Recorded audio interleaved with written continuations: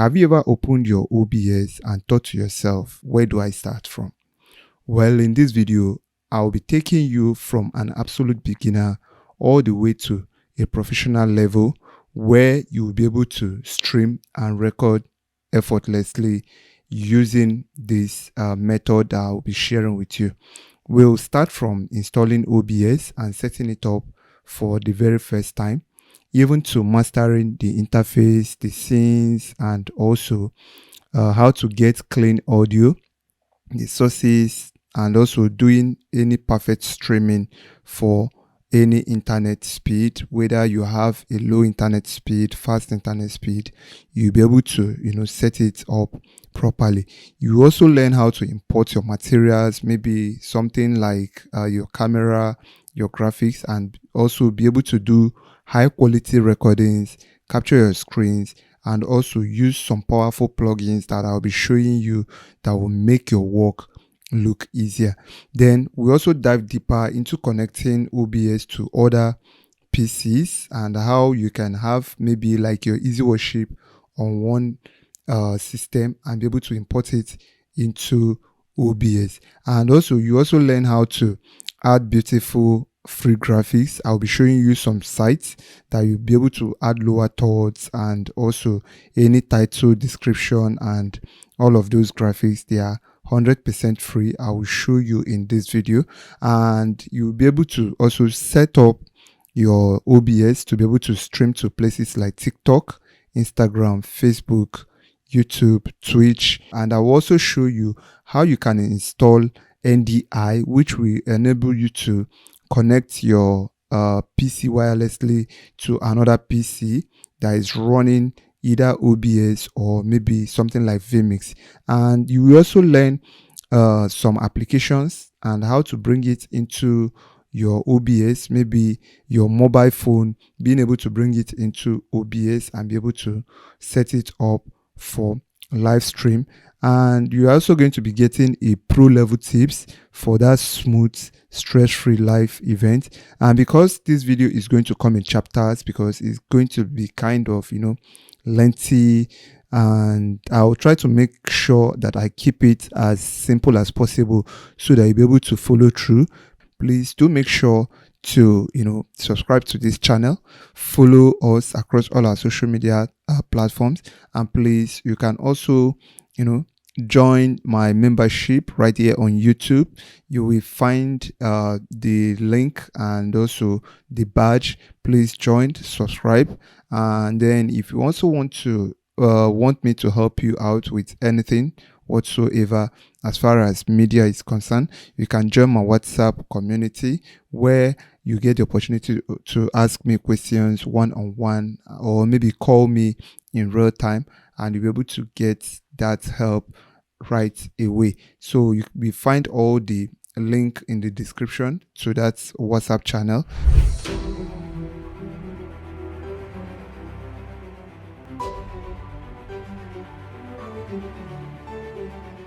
So we are going to first of all start with downloading and installing our OBS application. So using any of your choice browser, just come over and search OBS. It's open source. You can see open broadcast software, meaning that it's 100% free. You don't need to pay anything at all. So once it brings you to the site, this is the official site. There is nothing hidden.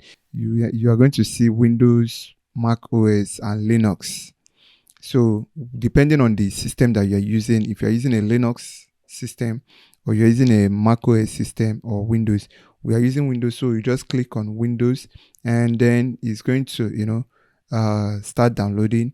In my own case, it's asking me, it has blocked it because it's kind of saying it as a malware, but it's not a malware. Just go ahead, download.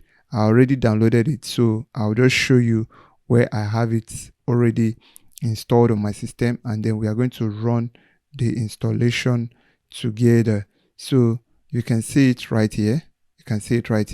So what you need to do, you can right click or you can double click, whichever one, and you say run as administrator.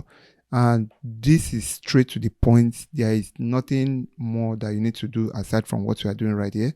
You click on yes, because it's asking, do you want to allow this app to make changes to your device? So you say yes for it to, run. Then you click on next, and then it's saying that, okay, it's already running. So for the purpose of this tutorial, let me close my OBS. So let me retry it again, and I say next, install. You don't need to touch any of this, by the way. So just OBS files are being used by following application, Google Chrome. Okay. I think I'll need to close this down, and I'm going to try it again. So you can see it's already installing. So once we are done installing, it's just for us to, launch it, and I will show you the other part. So I'm going to hasten this part. So now it's saying launch OBS Studio, and then it's saying here finish. So if you want to launch it right away, all you just need to do, leave it as it's checked, and then you click on finish. If you don't want, you can just click to uncheck and then say finish, but we want to launch it right away. So let's click on it. It's going to launch it on its own, and then that is where I will take you through the interface and every other thing you need to know. So we are back here on our OBS, and as you can see, my interface just has one screen. We are supposed to have two screens, so please do make sure to follow through, as I'll be telling you everything that you need to know. Now, to start with, I'm going to show you this menu bar right here. You can see the menu bar that has files, edit, view, docs, profile, sync, collection, tools, help. I will tell you what each and every one of them does. So on the file, you are going to see show recordings. These show recordings opens the folder where OBS saves your recorded videos. So if you click on it, you can see it's telling you that it is saved right here in my videos. So that is what it does. Now if you click on Remux Recording, now for you that is new to it, have it at the back of your mind that when you start recording, that you have the option of recording in MP4 or other file formats. Now here are some of the formats that you can record once it has to do with recording your videos. Let's go right here. Okay, let me go to output.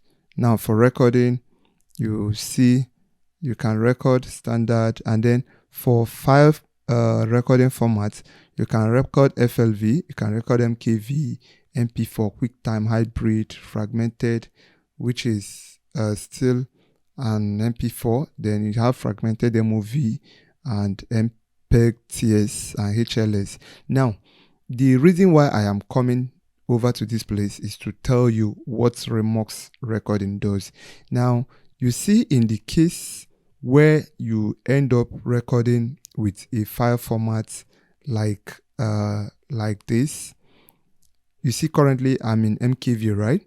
So now if I decide to record with MP4, maybe this MPEG 4 or any of these, now what that does is that if this system should crash or maybe the system goes off, there is high percent chances that I will lose the files that I am recording, or it might get corrupted. Now what OBS is now trying to do is that using the Remux Recording, they are advising you to record in MKV. When you record in MKV, this MKV.MKV, now what that does is that even if your system shuts down unexpectedly, or if anything happens to the recording, OBS is going to save whatsoever you are recording. Even if the system decides to just, and goes, OBS is going to save the recording. But the downside of this MKV is that when you are done recording, you can't post that video to social media without converting it back to MP4. MP4 is one of, is most suitable for social media, and also some editors may not be able to work with it. They will have to first of all convert it back to MP4 before they can use. But meanwhile, when you make your recordings in MP4, if anything goes wrong, you know, you will lose it. But what OBS does is that when you record in MKV, the moment you stop your recording, what the video will do is that it will end up converting it back to MP4 with lossless quality, meaning it's not going to touch the size and also the quality of the video on its own. It will just revert it back to MP4 so that you will not lose anything. So it's advised, always leave it at this MKV, but make sure that you trigger the Remux recording so that OBS will be able to convert it for you once you are done. And with that, it's a win-win. So what do you do? Now, when you come and then you come to this remote recording, for you to be able to, you know, trigger that, all you just need to do is right here on the settings, you come over to the advanced, then you are going to see this place where it says recording. You can see it here. You see, that is on the advanced. Then you are going to click on automatically remux to MP4, and then you click on OK. That is all that you need to do, so that once you click on your start recording, maybe if anything happens, once it finishes, it will automatically change it back to your MP4. I hope that is well understood. If you have any question, you can use the comment section to drop it there, and I'll be there to help out.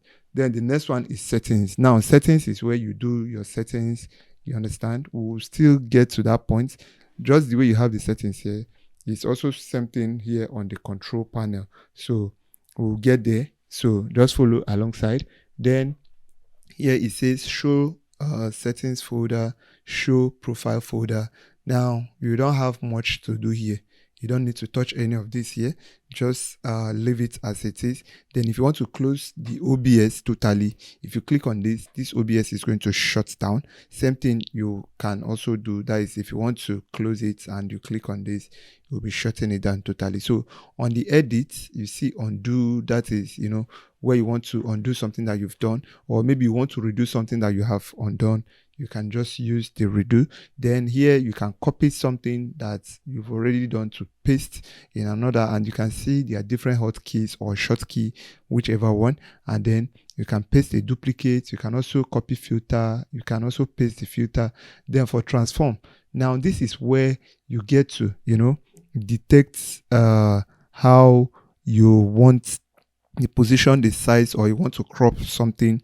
Maybe you can type in the digits that you want, that is to edit the transform. Then this one to copy whatsoever you have done here, you can copy it so that you now paste. You can see their corresponding shortkeys and also their the way to use them. Then this one says rotate. You can see most of them are grayed out because we haven't done anything at all.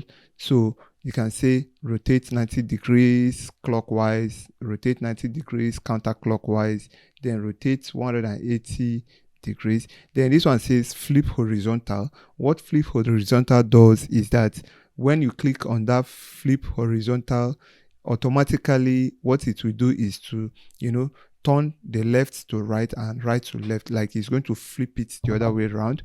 And if you say flip vertical, it's going to take the up, turn it to down, take the down up. So you can try some of those things from your own end. Then you see this one, it says fit to screen.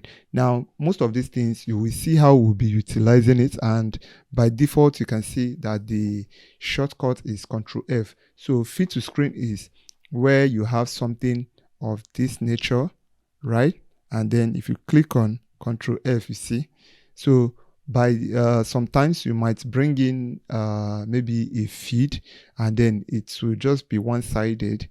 So if you click on this, maybe you come here and you say edit, transform, and then you say fit to screen.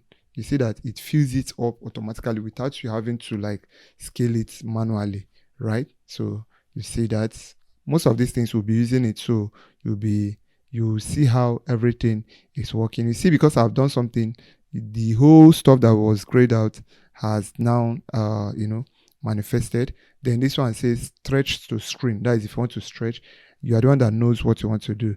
Then center vertically, center horizontally. Just play around with them and see what works for you. Then you can also, preview scaling and all that. Then audio, advanced audio interface, you can also get it here. That is where you get to toggle on the output and the monitor of your audio. Most of these things will be coming across them, so do make sure to stick around.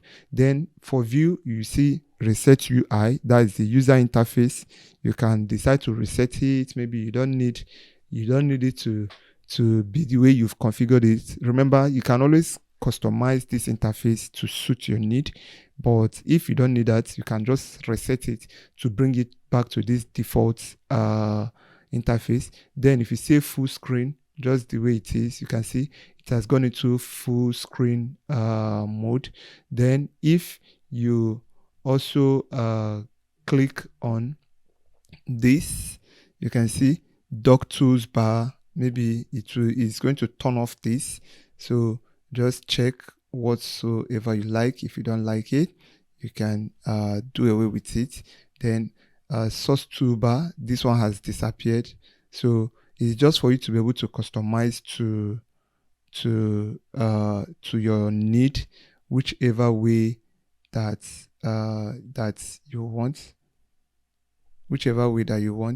Then you still see that at the end of the day, when you come and then you see stats, this one, there is no much thing to be done here. Then for open multi-view, if you say open multi-view, now you're going to see that when we click on this, you are going to get a grid where you see like the different scenes, just the way for those of us who are familiar with Remix, you are going to see how it works. So if you click on open and I say maybe new window, you are going to see how I've been able to create a multi-view where every camera or every of the materials I bring will occupy all of this interface, and then you can now use shortcuts. We'll still get here, so don't bother about that. We'll still come there, because it's going to be part of what we'll be talking about later. I just wanted to show you so that you'll be able to see other things that has to do with OBS. So this one says always on top. You are the one that knows what you want, so you can just try it out. Then this one, lock docks, where you can lock any particular dock so that it will not be moved. Then full height dock, if you want a particular dock to occupy the whole of your interface, just try out any of these. Then these ones, you can see scenes. If you don't want scenes, like some of these things here, right here, some of these panels, if you don't want them, maybe you want something and you don't want some, you can just come over here to dock. If you toggle it on, look at the scenes. If I click on this is going to disappear. Watch it. You see it has disappeared. If I want to bring it back, I'll come here and I'll click on this. So whenever you look out for something and you don't see it, you can always come here and then toggle it on. This is scenes. This is source. If I toggle it off, you see, that is just what it is all about. So you can try out all of this. I'll still tell you about this. This is going to be more like something I will explain to you later. That is the item multi-stream. Then here on the profile, you can create new profile. You understand? You can create a duplicate of your profile, meaning that most of these views you can customize to save them, and then you can also rename, remove. You can also import the one that you've done in another system, and then you can also export, meaning that the settings you have here, the settings and everything, you can also export it. Same thing with the scene collection. This particular scene that you have here, you can decide to create a new one, or you can duplicate it, you can rename, you can import, you can export, and all that, you understand, to be used in another system. Then for tools, auto configuration wizard, that is if you need OBS to determine the settings for your streaming and recording to match your system, you understand, you can allow it so that automatically it will just configure it for recording and for streaming. So but I don't want that. We'll be doing ours by ourselves because we know what we have. Then captions, I think this is one of their latest they saying where possibly I believe you have to attach an audio where a caption will be generated for you in real time. Then automatic scene switcher, that one you can try it out.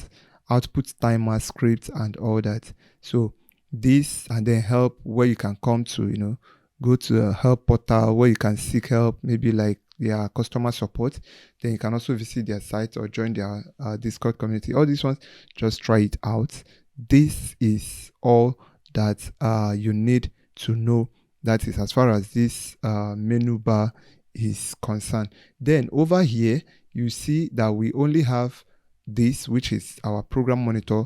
Now for you to trigger the two monitors that you possibly may have seen other people using, how to do that is you come here and toggle studio mode. If I click on it, it's going to turn blue. You see that is 2. If I turn it off, it will be 1.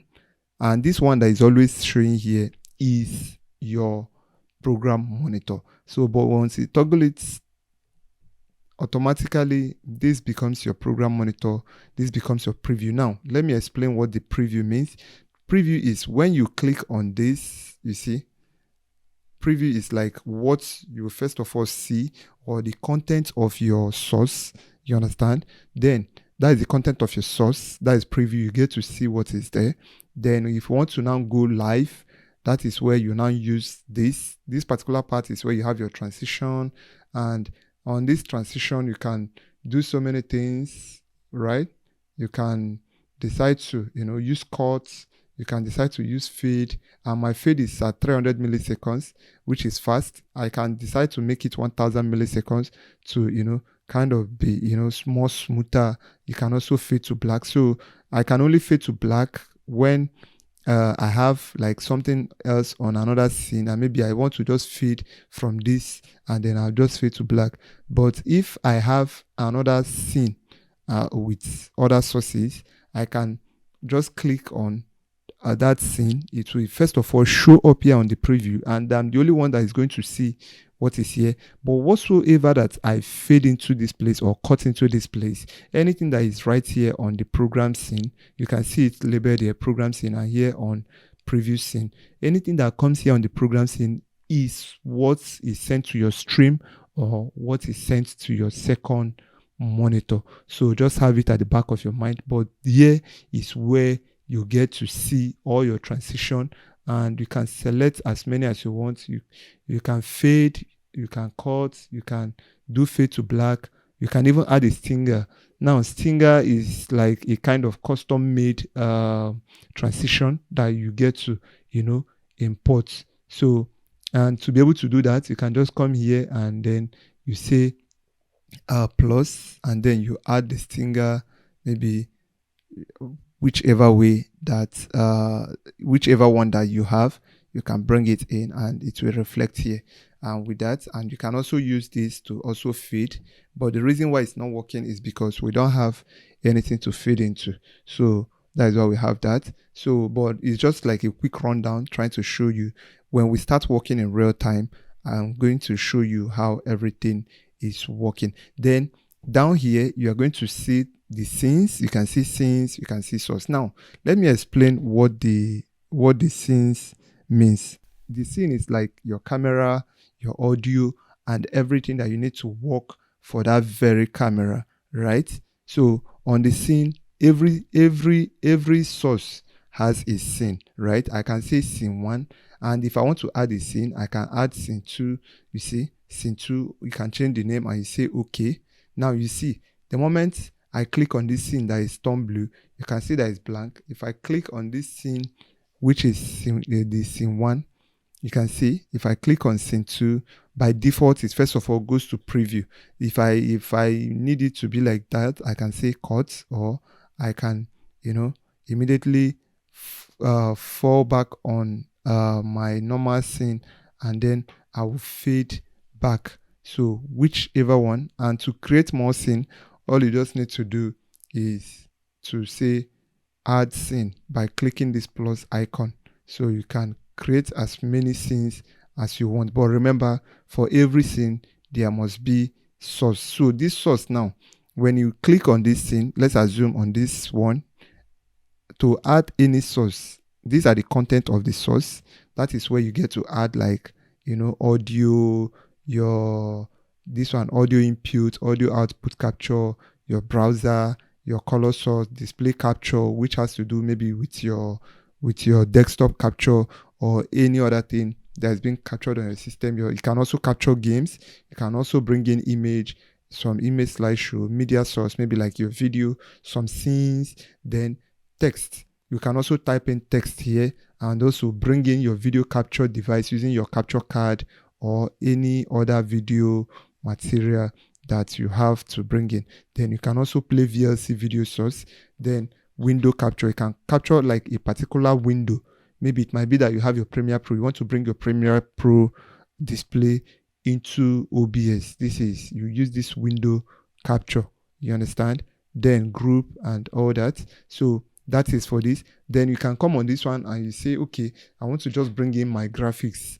And then you decide to bring in graphics. This one, you can say, okay, I want to bring in audio. Now, remember, we haven't started going into it properly. I just want to show you what they do. That is, we are still learning on the interface. So once you are done, remember, if you want to delete anything, all you just need to do, highlight and then click on delete, and that is all that you need to do, and you say yes. But in this case, remember, you can also readjust. If you want to open the filter for each of these things, you can open it. Maybe you want to like do a kind of change, or you want to add, maybe if it's something like you want to apply some LUTs to this video, yes, you can apply some LUTs. Maybe where your video has some kind of maybe it's like how do I put it, let's assume you shoot RAW. For those that use Sony S-Log, this allows you to be able to apply a particular LUT on this video, so that while on your camera it has the S-Log, but here on the display that maybe you are trying to stream, you are going to have that color applied. You can do chroma key, color correction, color key. You understand? Just try all these things out. You want to sharpen it, you want it to scroll, maybe like you've typed a text and you want that text to move from left to right.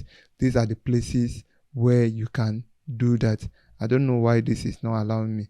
Once you are done, if you even want to delete those things that you've done, you can click on the second one. You can see it here. I'm trying to like adjust it so that you'll be able to see it. And once you are done, you can click on close, and it's going to effect on that video. Remember, if you want to delete any scene, you can just click on the particular one you want to delete, and you click on this bin icon and you say yes. If you want to delete these two, you can say delete and you say yes, and then you are left with this. So over here on the audio mixer, you can see on the audio mixer here, this is showing all the audios that I have captured right here in my OBS, and one of those is my media source, which is what is playing right here. You can see the name media source, but you can't hear it playing out. That is because I've been able to mute both the monitor and also the output, and then you can see that this one is different from this. This is my mic, yes, by default, because I plugged it into my system and I am talking using my microphone. So this is it right here. If I want to put it on, I can toggle it on, and I will be showing you all of that when we start our tutorial proper, which is going to be in the next section. So do make sure to stick around, and if at this time you are still with us, please do make sure to like and also follow us and subscribe. If you have any question, drop it in the comments and I will be there to help out, and you can also join my community. So let's forge ahead. So the next part is on the control panel. I've already shown you the scene and the transition, the scene transition rather. So here on the controls, you have other features here. Now you've already known about the studio mode, which is what you use to toggle the preview and also the program output. But here, if you want to start streaming, you have to click on start streaming. But meanwhile, you need to first of all configure before you can be able to stream maybe to any platform like YouTube, Facebook, and all that. Then here on start recording, this is where you click. If you want to start recording, you must have set the local file location where you want it to be saved. All that, I'm going to still show you that. Then that is where you come to click on start recording. Meanwhile, on start streaming is when you are done setting up the location, maybe YouTube, by inputting your URL and also your RTMP link. So this one that says start virtual camera. Now let me explain what the virtual camera does. On the virtual camera is basically turning your OBS output into a webcam. Now let's say you already know by default that you only have the ability for you to stream to one location using your OBS, except you are using a plugin which OBS allows you to. But ordinarily, when you want to use OBS, you are only allowed to maybe stream to one destination. You either choose to stream to YouTube or you choose to stream to Facebook. But using this virtual camera, what that means is that you can now choose to stream using the YouTube. You stream to YouTube. Then on turning the start virtual camera, you now get the opportunity to now come to a place like Facebook, and instead of you using stream URL, which you already know that you've already used that for your YouTube, you can turn this on, and then on Facebook you go and toggle on your webcam, right? And with that, you'll be able to stream to the two platforms concurrently. We'll get to all that, but I just want to show us what the interface is all about right here. So that being said, now we'll come over to setting, which is going to be the last part of the interface aspect of this tutorial. So on the general, English, the language, you don't need to touch anything here. I think we'll just let it slide, except we see the need to come back here. We are going to leave these ones as it is. We are going to leave these ones as it is. Then on the appearance, I don't touch anything here. Maybe the font size, if you want to reduce it, that one is you. Then for stream, now this is the important part where if you look out here, you're going to see service. By default, it's usually on Twitch. I don't know why, but if we want to stream to Facebook, you can click on Facebook Live, YouTube, RTMP. If you click on it, we'll come back to all these places. Don't worry. And we are going to see how to set it up. Server, the stream key. This is where you paste it. This is where you paste your URL. This is where you paste your stream key. Or if you want to get a stream key, maybe you've already logged your Facebook in your system, you just say get stream key, and then on its own it goes to locate it where you now pick the stream URL and the stream key, and that is all that you need to do. So remember, whenever you are done with everything and you are okay, you can just click on OK, or you can say apply.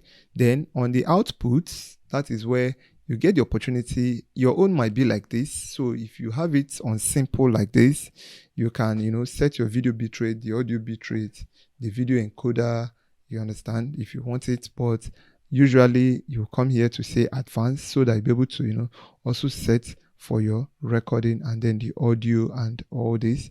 So we'll still be coming back to most of this stuff, where we'll be configuring it on how to properly set it up to optimize our recording and also optimize for seamless live stream. So we'll come back here. So you just hold on with me. And remember, if you are already conversant with this, just jump to the part where you think you want to start from. Then for our audio, where you can sample your audio rate, sample rate, you understand, and all that. We'll still come back to them. Then you have your video. Maybe you want to set the base resolution, which is what you are imputing. If your camera is imputing, let's assume 1920 by 1080, you have the option for you to come here to impute that. Then for your output, it's all about what you want to output. Now, in the case of YouTube, you have that, the ability for you to stream to a place like YouTube. You have to, maybe give something that is high, maybe from 1280, 720 to, 4K, 6K, and all that. This is where you come to impute that. Then this one, the downscale filter, we usually use sharpen scaling, bicubic sharpen scaling, 16 samples. Then for here, you also have the opportunity for you to set the frame rate. So you can set the frame rate whichever way you want. Then for hotkeys, the hotkey you can see is like shortcut. Hotkey is your shortcut. So you get to choose which one that you want. Maybe you want to configure it in such a way that, okay, if I click Shift S, that is start streaming, and I say Shift Y, that is stop streaming. So you just type it in here and then you can configure it. There are so many of them for different reasons, but I'm only going to allow it be. But for you, whatsoever you put here, that is what you'll be using when you start making use of your OBS, so that you don't need to start running around. Maybe you just want to start streaming immediately and you say Shift S, and maybe if you want to stop streaming, say Shift Y, and that is basically what you do here. Then for accessibility, I don't do anything here. Then for advanced, now here I don't even do much, except if need be. If need be, we'll come back here. So I will show you what that is needed. Remember, once you are done, you click on OK, and that is all that you need to do. Then under here, when we start streaming, we are going to see this place is going to turn on, like when we start streaming, to tell you the how strong your network is. And then when you start streaming, most of these things will come on. Then you can see my CPU usage of my system that OBS is currently consuming. This is the info and the data, and then the frame rate, you see 30 frames per second, and that is basically all that we need to know about the OBS interface. I believe I've been able to lay this bare for even a child in basic 6, right? So please, if you are still here, do make sure to subscribe and also follow us across all our social media platforms. Don't also forget to subscribe to my YouTube community, where you are going to get first-hand service on what we offer here. And if you have any challenge, you can also join my WhatsApp community. I'm going to see you in the next session of this tutorial.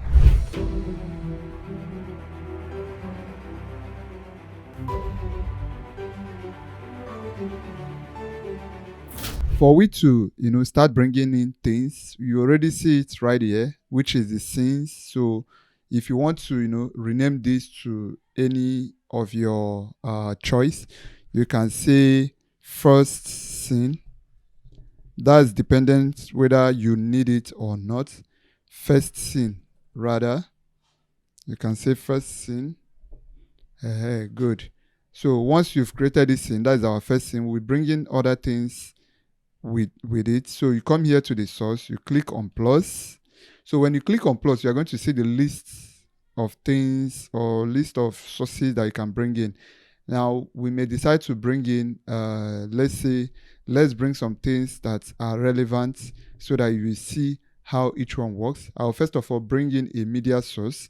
So you can come here and you say video, right? You can decide to also leave it, and then you click on OK. So right here on where it says local file, you are going to come here and then you click on browse. So using this browse, you'll be able to locate the video. That is, if you want to play back a video, or maybe you have any video material that you have with you that you want to play back, you can click on it. Let's use this, and then once I highlight on it, I can either double click or you can just click and open. You can see it right here.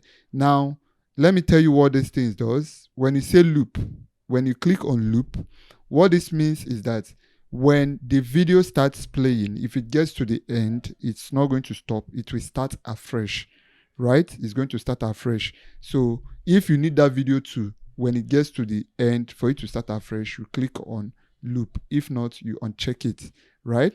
So then for this one, we say restart playback when source become active. Now what this does is that by default, when you bring in a video, it's going to be on your preview right here. But while the video is playing, if you toggle this on and then you kind of fade into your program view, that video will start afresh. I don't know if you understand. So you say restart playback when source become active. So becoming active is like when you move from the preview to the program, it's going to, start afresh. If that is what you want, then you need to toggle this on. Then use hardware decoding when available. For this, there is no need using that. Then this is why I say show nothing when playback ends. So if you say show nothing when playback ends, then that means it's going to just go blank, right? Then this is why I say close file when inactive. So if you want it to close the file whenever maybe you stop doing anything, that is your choice to make. So we'll just leave it on loop and then restart playback when source become active. So you're going to see how it works. So let's say okay. Now you can see that you can't find the video here. The video is not here. Forget this sound. This sound you are hearing is my voice. So when you click on this, you are going to see like this yellow, this red rather. Now you have the option of right clicking and then you go to transform. You come over to transform and then you say fit to screen. You can see that red, the red that was by the side now, that was your video. Ordinarily you wouldn't have been able to see it, or you will just automatically click on fade. Remember that this is our transition. So with this now, it means that our video is already playing, right? And you already understand that for we to take it to our program, you need to either use any of this transition effect, which is either cut or fade. And remember that you can always add as many this in as you want, like fade to black, cut, fader, and then stinger.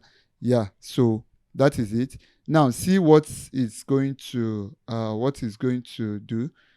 While it is like this, if I click on fade, it has entered. You can see. So we already have our video up and running, but you can't hear the sound. You can't hear the sound, right? Now for this video, for every of the sound, it always comes with its own accompanying sound. Like this video has a sound, so you can't hear it. The reason be because in this video, in this audio mixer, the video sound is not toggled on. So to toggle it on now, look for the corresponding video. You see this one is bearing the word video. So look here on the sound to check it. Then you are going to see these three dots, this one that runs from up down. You click on it and then you come to advanced audio properties. Then you can see the corresponding video. You can see by default it's saying monitor off. That is on audio monitoring, right? Now there are choices that you can make. You can either click on the video. Now see the options, monitor off, which is telling us that the audio monitor is off. And with this, even if we decide to go live, nobody's going to hear what the video is saying. So if you say monitor only, and then you see here it says monitor only, mute output. So if you click on this, we are going to hear this sound, but those maybe online will not be able to hear it. That is what this one does. But if we say monitor and output, what it means is that we are going to be able to hear this sound here, and those online too, they are going to hear. So if we click monitor and output, you can see that. So it's already playing out, and then once you are done, click on close. So this is it. Then for the same video, if maybe for any reason the sound is peaking higher, but let me toggle it off because I wouldn't want it to interfere with my recording, right? So if maybe the sound is high and you want to reduce the volume, you can just come here, see this blue, and you take it down. Watch what is going to happen here. And it's also advised that as someone who is working with video and audio, you should have good sound. If maybe it is too much, then that means there is going to be kind of noise. So it's advised if the listen should move from green to yellow, you are safe. But once it starts hitting red, then that means it's bad. Like this. At times it gets to hit this red. That is wrong. So you can decide to bring it down depending on how you want. You can see we brought in our video. If we click on it again, we can decide to bring in our audio input capture. So that is for we to bring in our audio. If you have any audio interface, maybe you've gotten sound from your mixer, you can click on this and then you come to the device, then you look out for your audio device. Maybe you have a sound card like the Focusrite, or maybe you have that other small one, or the iRig. You can always look out for it. Now, for instance, I want to bring in this my microphone. I'll click on it. That is the ATR2100X USB microphone, and I'll say OK. So you are going to see it. It will appear here. Yes, it's already here by default. That is the one that is already having this thing right here. So if you can see that, look at it. When I faded it in as a source on its own, you can see it right here. Good. So if I want to hear it, I can click on this. Remember, by default it will be off. I usually like it that way. If I click on this and I'll say monitor output, you can see that, and I can even hear myself over here. So since that is not what I want to do, I want to toggle it off and I'll be closing it. I just want to show you how to import your audio. So you just check it and see how to go about it. Let's bring in some other thing. Now, for we to also bring in a browser, now I also did a video on how you can, restream a YouTube video, maybe a live, or maybe you have any site that you want to bring in the interface. Let's assume I'm looking for a video and maybe I want to bring in the contents of that video from maybe any website into my OBS. All I just need to do is come here. I just want to show you how to, then you can copy the link by coming over to share, and then you copy the link, then you come back to your OBS, and then now you say browser, you can say song. Let's assume that is the name we want to give it. Song, sorry. Say song. Say OK. Then over here, you are going to see where it says URL. That is the URL. You Control A and then we say Control V. Then you can see by default this is the size, which is 800 by 600. But the size of our interface is 1920 by 1080. So we are going to be deleting this 1920 by 1080, right? And then because we want to be able to control the audio from OBS, we say control audio via OBS. I don't like touching any other thing, right?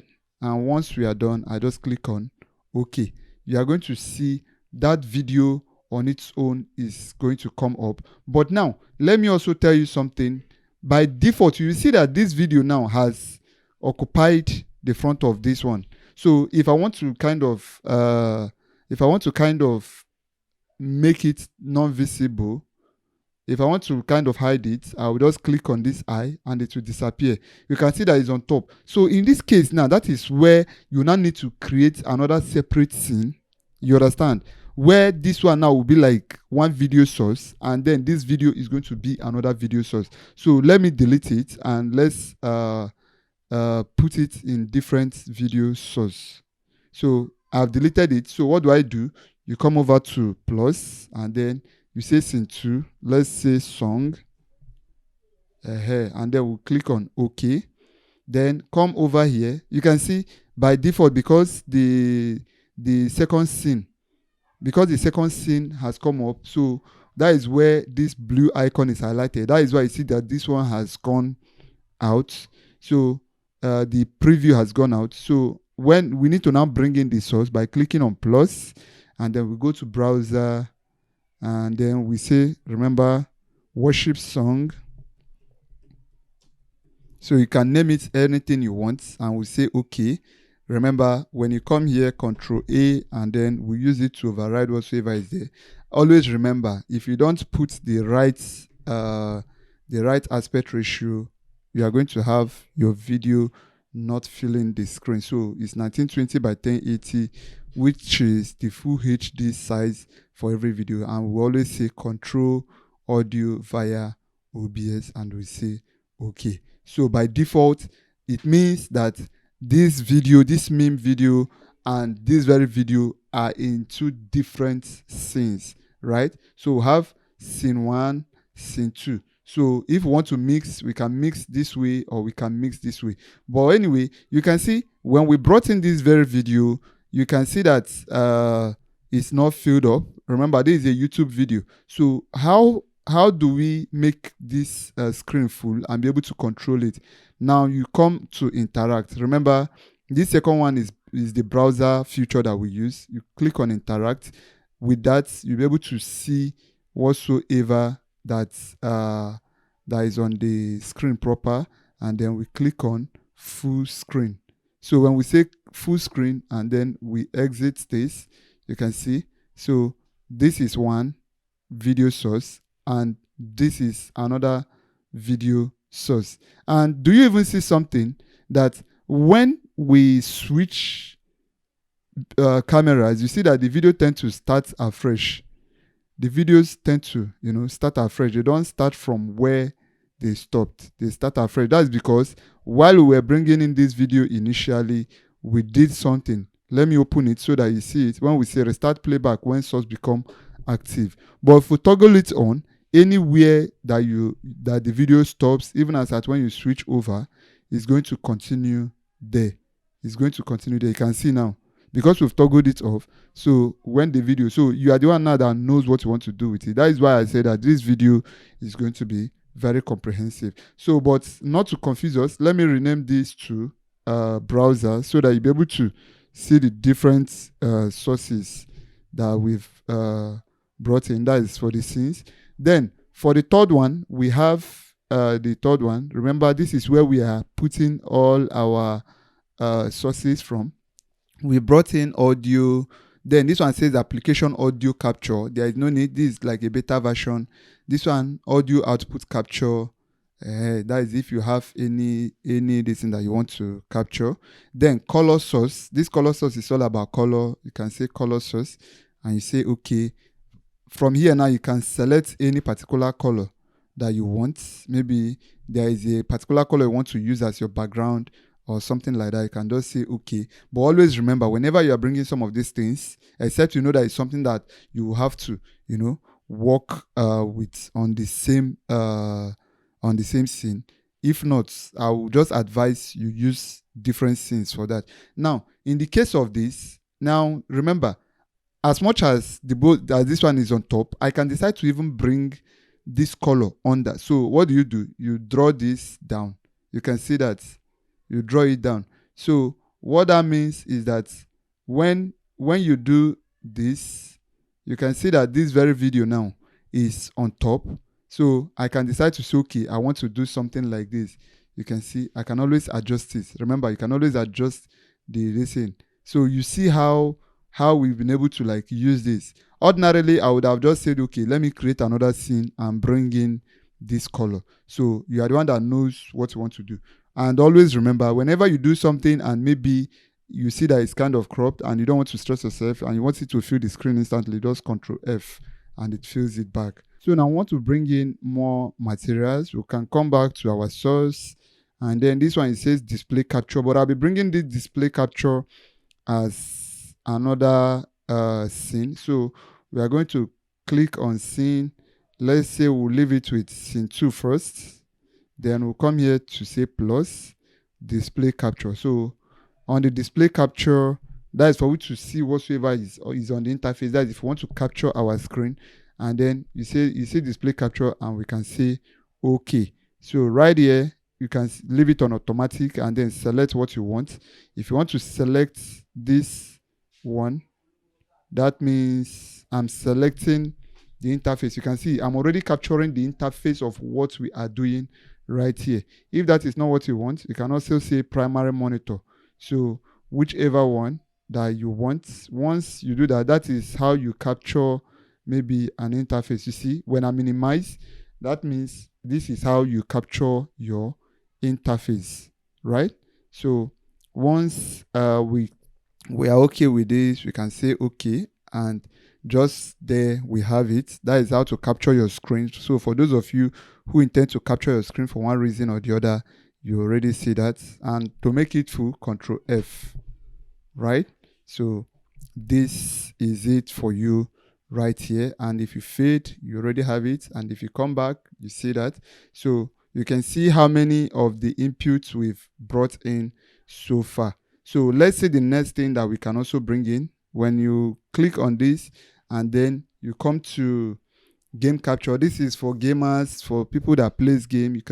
You must have, connected your maybe your PS5 or your Sega or whatsoever game that you are trying to play using your capture card. This is where you do that. And then it's asking whether to capture full screen application or maybe capture a specific window. It might be that you are playing using your system. Yeah, you can do that. Capture foreground windows with hotkey and all that. So this one is for people that are gaming, and you can go through to see if you want to also capture the audio. They give you the ability for you to do that, but we won't be going ahead with that because there is no game that is attached to this. So with that being said, we'll go over to the next, and then you come over to image. Now, if you have any picture that you want to display, let's assume you have pictures. Now, for each of these, they have the format based on what it has been called. If you have an image and want to bring it into media, it's not going to work into this media source. And if you have media, you can't bring it through image. So you have to click on image, and then you say image, and then you say okay. Then you click on browse, and then you locate your pictures. It will only read pictures that you have, right? It will only read the pictures that you have. And once you're able to locate the very picture that you want, you click on OK, and then you bring it in, and that is just that. Control F, remember, whenever you bring in, you see, because this one is not full size, but I can always choose to, scale it. I can do this. So you are the one that knows what to do. But I don't need this image, so I'm going to delete it. And always remember, like I said, whenever you are bringing in any material, you are the one that knows what you want to do with it, whether you want it to be layered on top of the other or not. If you don't want that, then you need to create a scene for it. You get? So the next one is come back to the plus, and you want to maybe bring in an image slideshow. Maybe have a slideshow that you want it to be moving. You use this one. Then we've already talked about media source. Then for scene, now let me tell you what the scene does. You see where we have like this, I'm going to bring in, let's assume there is a site on how you can, bring in, what is it called? These graphics like lower third. I'm going to still get here later, but let me just use this to display to you how this works. If I want to bring in this lower third, maybe I want to overlay it on another video while it's occupying its own screen. What I just need to do, let's assume this is what I want to click, and then I go on use for free, where it enables me to, launch the interface. I'll be able to copy anything that is here. Now, this site exactly is one thing I'll be telling you about later on. So just make sure to stick around so that you don't miss out on it. So now see what I'm going to do now. You see, I'm going to create a new scene, and possibly, let's say this one, we'll call it lower third. Lower third. And we say OK. Now, when I come here, I'm going to come over to browser, and I will say OK. and I'll copy this, and I will say I'll place this, Control V, and I'll put it 1920 by 1080, which is for it to fill the screen, and I'll click on OK. Right now you can see this one is already sitting on its own. This is a lower third.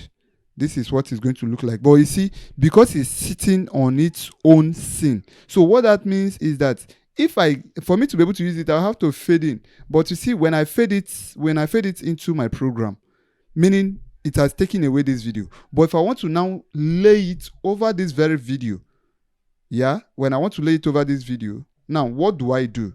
What do I do? I can click on this very video, which is here, right? I'll click on this very video, and then I will come here to the plus, and then I'll come over to scene.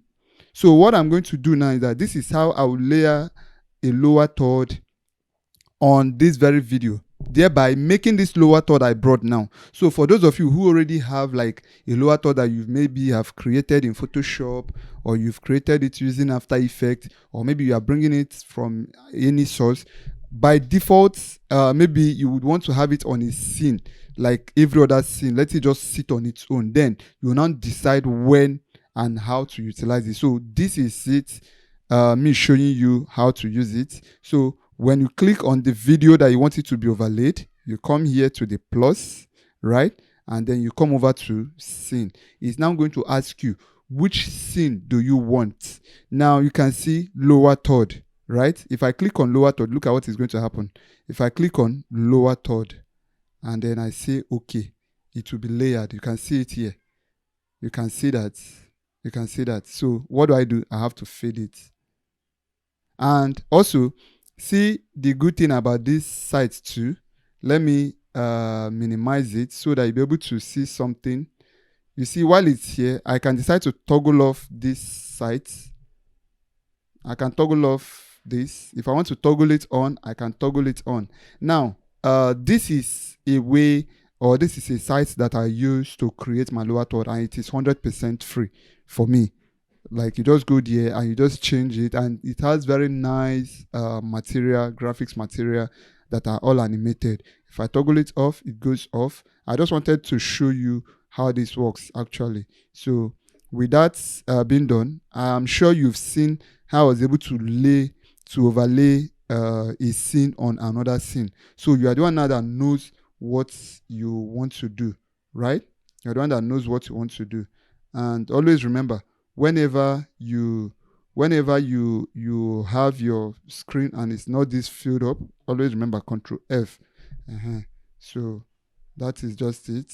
That is just that. And with that, I think we are good with this. Let's just leave this one here. Let it keep rolling. We'll come over again to the next material plus, then text GDI.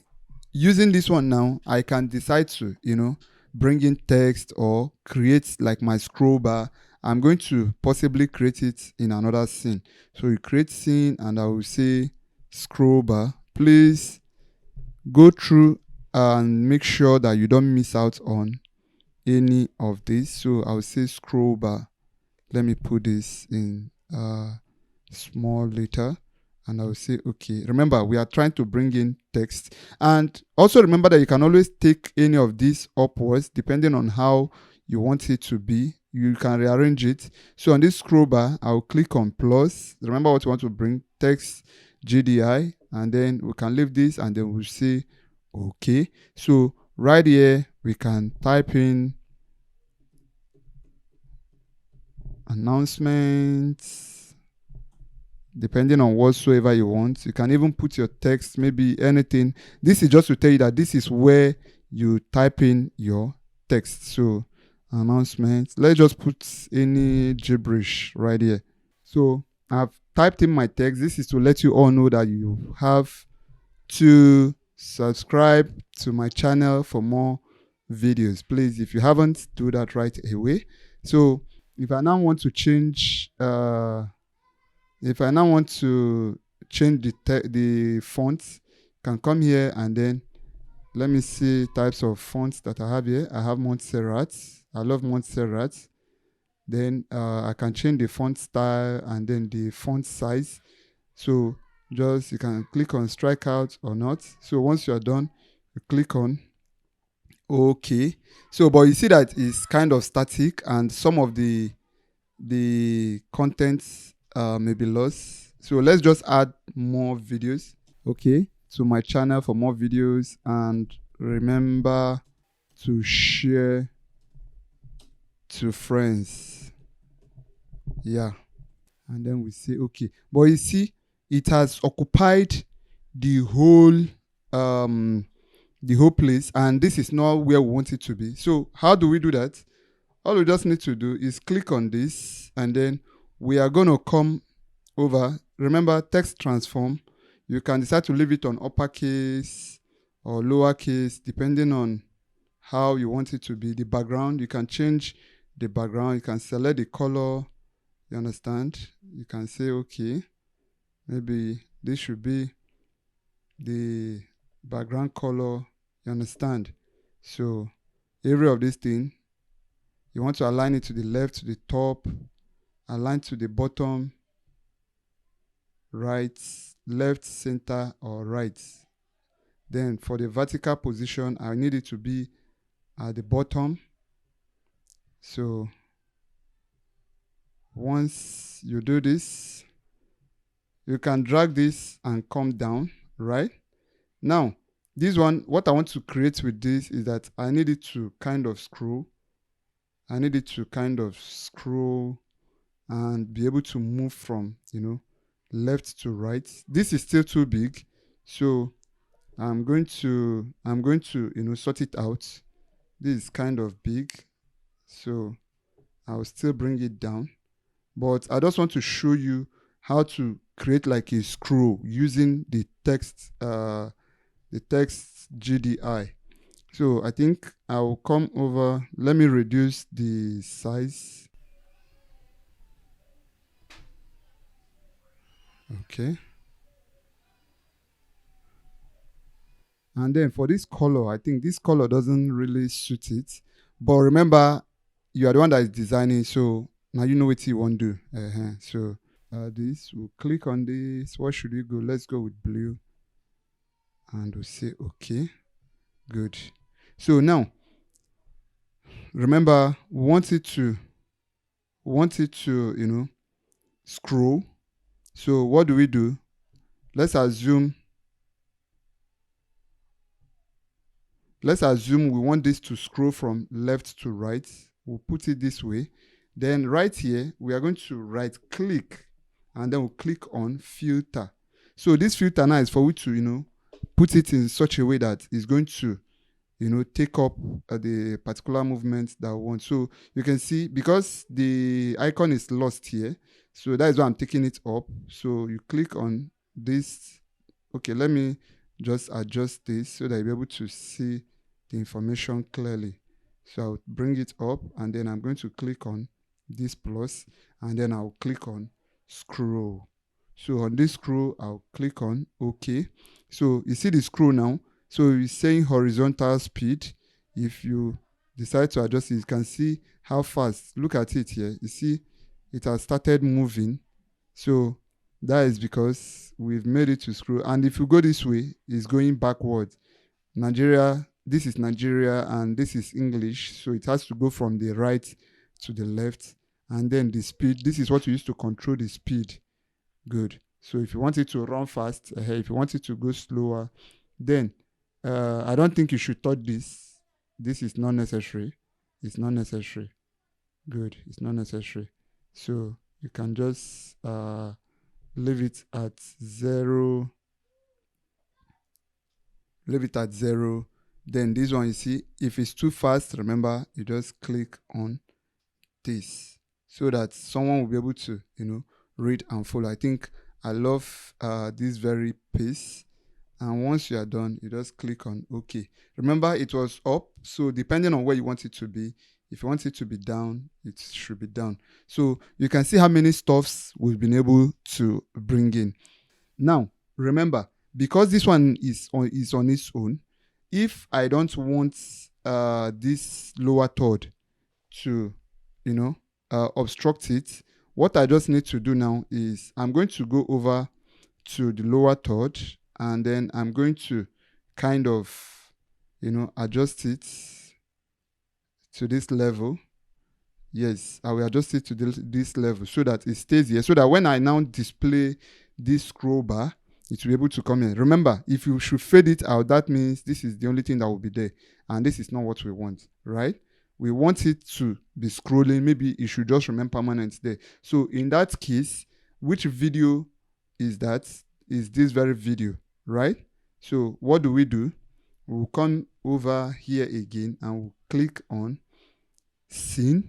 So which scene are we adding? We want to add this scroll bar, and you can see it, scroll bar, and then we say okay. You can see that. Remember, whenever you click on it, it's not going to come to the program. It will be on the preview first, waiting for you to, tell it to go. So if we go this way, you see that it keeps scrolling.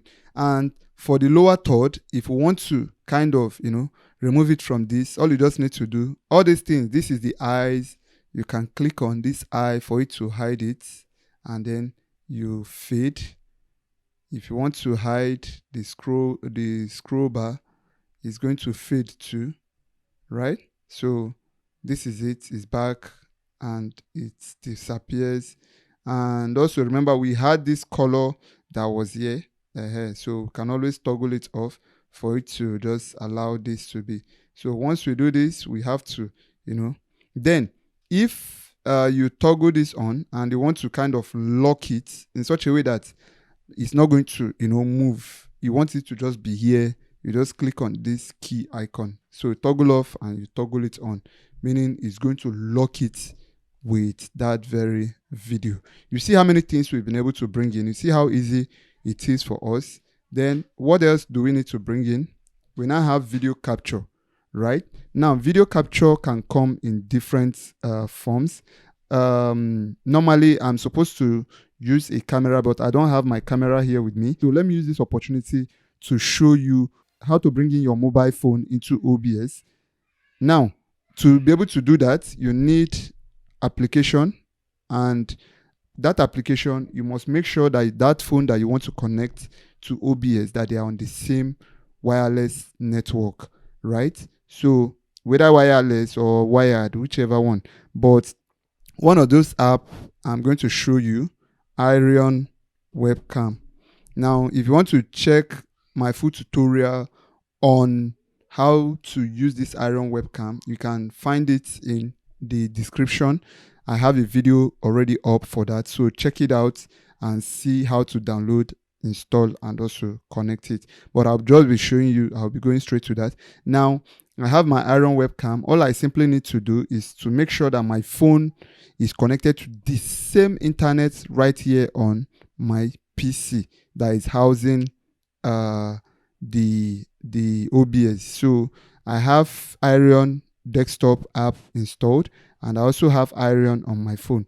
And because they are both connected, now what I just need to do is to, launch the application. I'm searching out for it. So once I see it and I bring it in, you are going to see that I'll be able to bring it in. So you see, by default, you can see that this is it. This is it right here. This is it right here. So this is how I bring in my mobile phone into OBS. But now I haven't brought it in.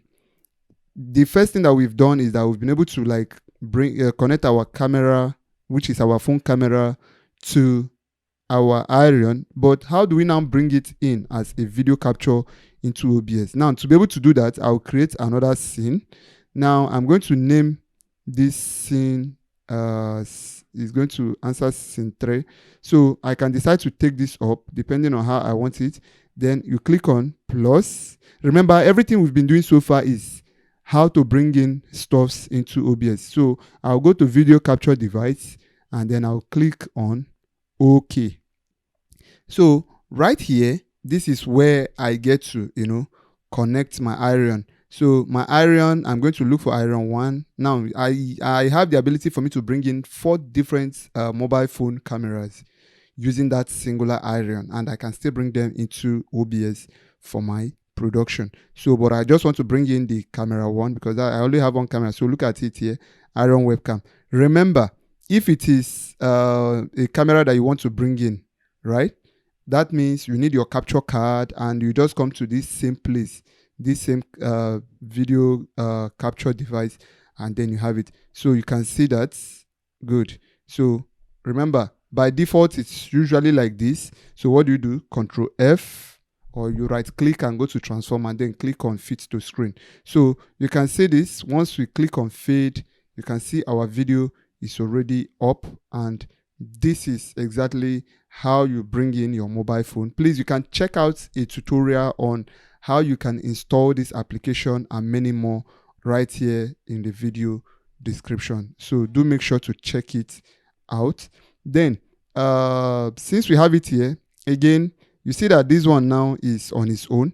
So let's assume that we want to bring in that scroll bar.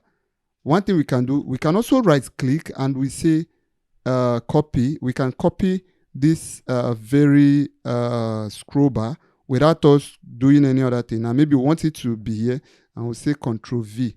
You can see that you can copy and paste. That is one good thing about OBS, and it will still be here. So you don't need to even do anything. Or better still, let me delete. If you also want to bring it in separately, you can also come and you click on plus. That is still on that same scene tray. And then we click on plus, we click on scene. Which scene do you want to bring in? If it is the lower third or maybe the scroll bar, you can decide to bring it. So let's say the lower third, and we click on OK. And then you scroll. You see that it's that simple. These are the things that you can do using this using OBS. I believe these things are very, very simple. This is also how you get to capture your EasyWorship. That is for those that want to utilize EasyWorship for their video. What you simply need to do, maybe you have EasyWorship or any other Bible presentation software like your Bible show, or maybe you have like LP or anyone at all that you're making use of. Now, this is how you can bring in something like EasyWorship. Now, back here, let's go over here. Let's create a separate scene for that. And then let's say EasyWorship. We'll name it EasyWorship, and then we'll say OK, so that we're able to, Then you come back here. Now, right here where it says display capture, we are going to click on this and we say OK. Then once you come over here, you're going to select the particular one that you want. But meanwhile, we first of all need to trigger it here in EasyWorship. So how do you do that? For you to be able to turn it on, make sure that your PC is extended. That is the first. Then you come over to edit, come over to options. Then you're going to come over here to where it says monitor, right? And make sure that it's on monitor 2. Yes, because if you say monitor 1, what is going to just capture will be the interface, as in everything that is on the display of your EasyWorship.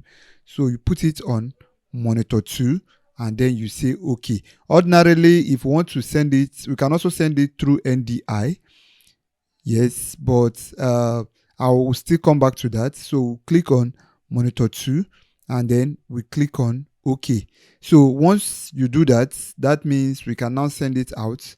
We click on live. So on this live now, back here on our OBS, is just for we to, check it out. Click this, and then we are going to click on the AAA, which is what I am actually outputting. That is the name of my television that I'm actually outputting to, and then I'm going to click on OK.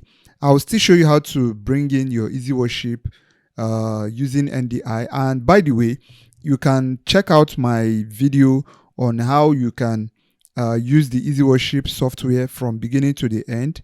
So you click on Control F, like we said, that is for you to fill up the screen, and then you can fade into your program monitor. This is how you're able to bring in your EasyWorship into OBS. I will still show you how to bring in NDI.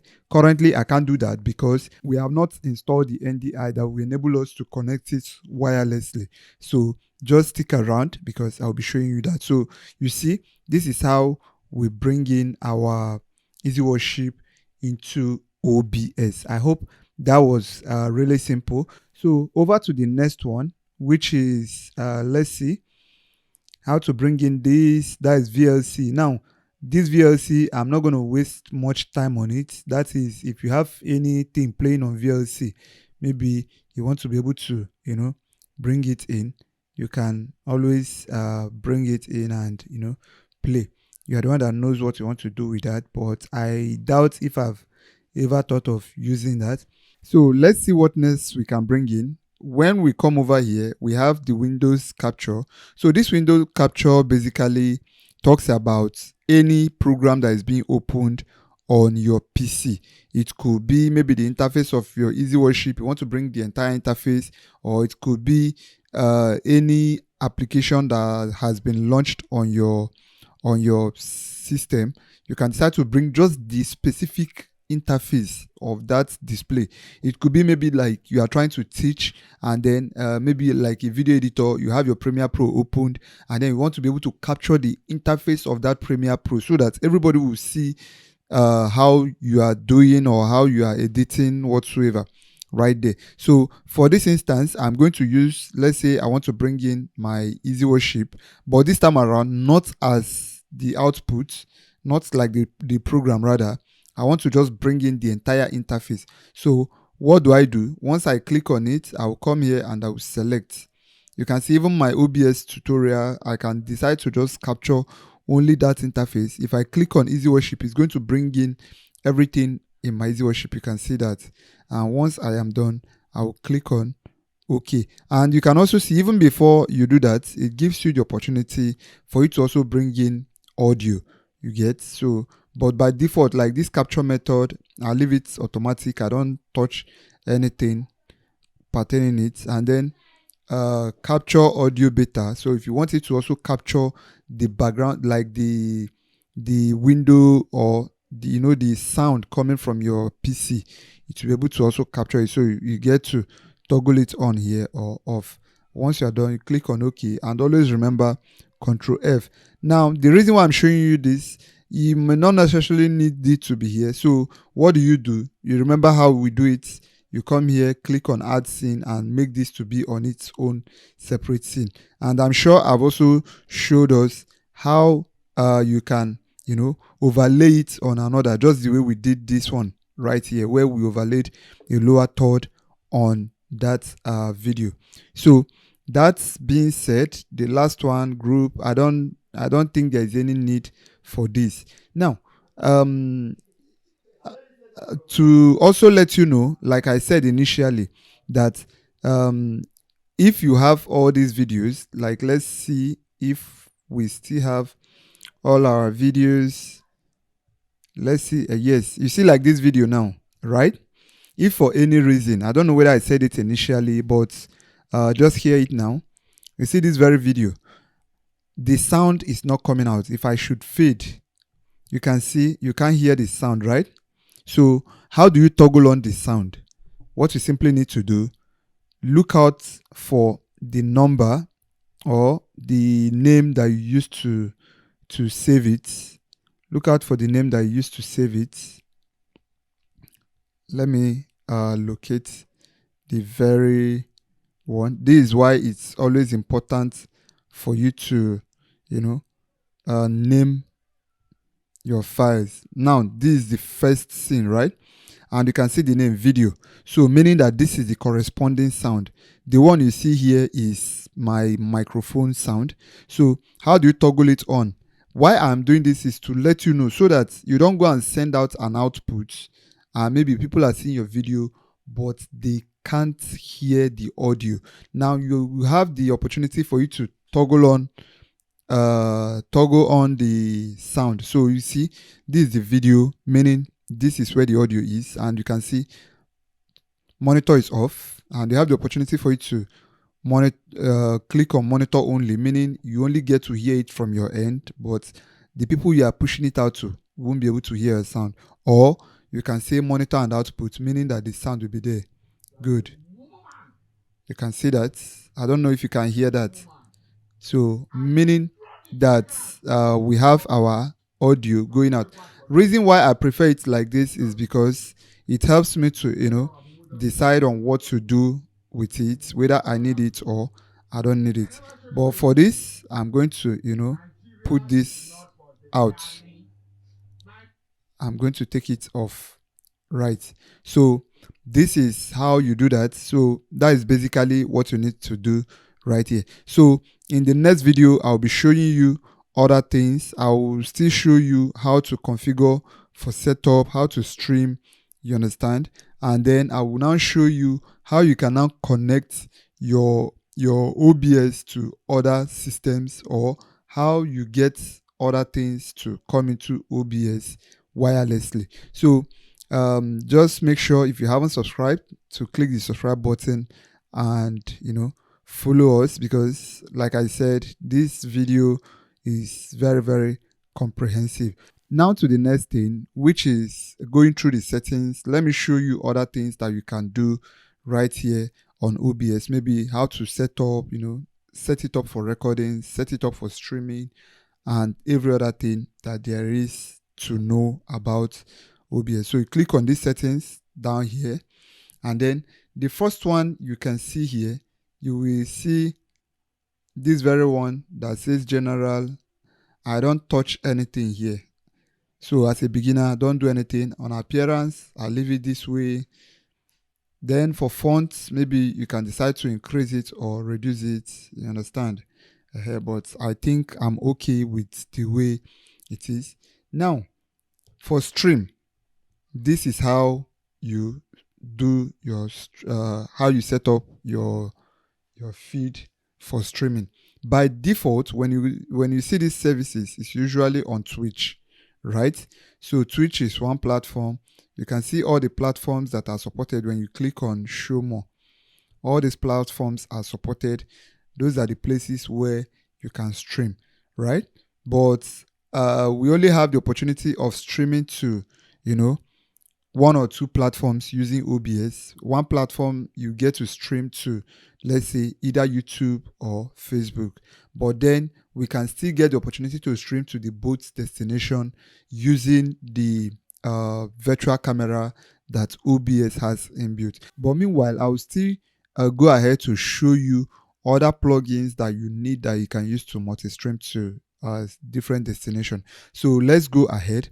Now, for we to be able to set up our stream, now what we do, first of all, we'll set it up for Facebook, then go to YouTube, go to TikTok, Twitch, and also Instagram. But before we come there, let's check out other things that we can do. Now, when you click on this output, by default, yours should be in simple. That is, if you're using it for the very first time. Then I'm going to, explain some of these things and what they mean.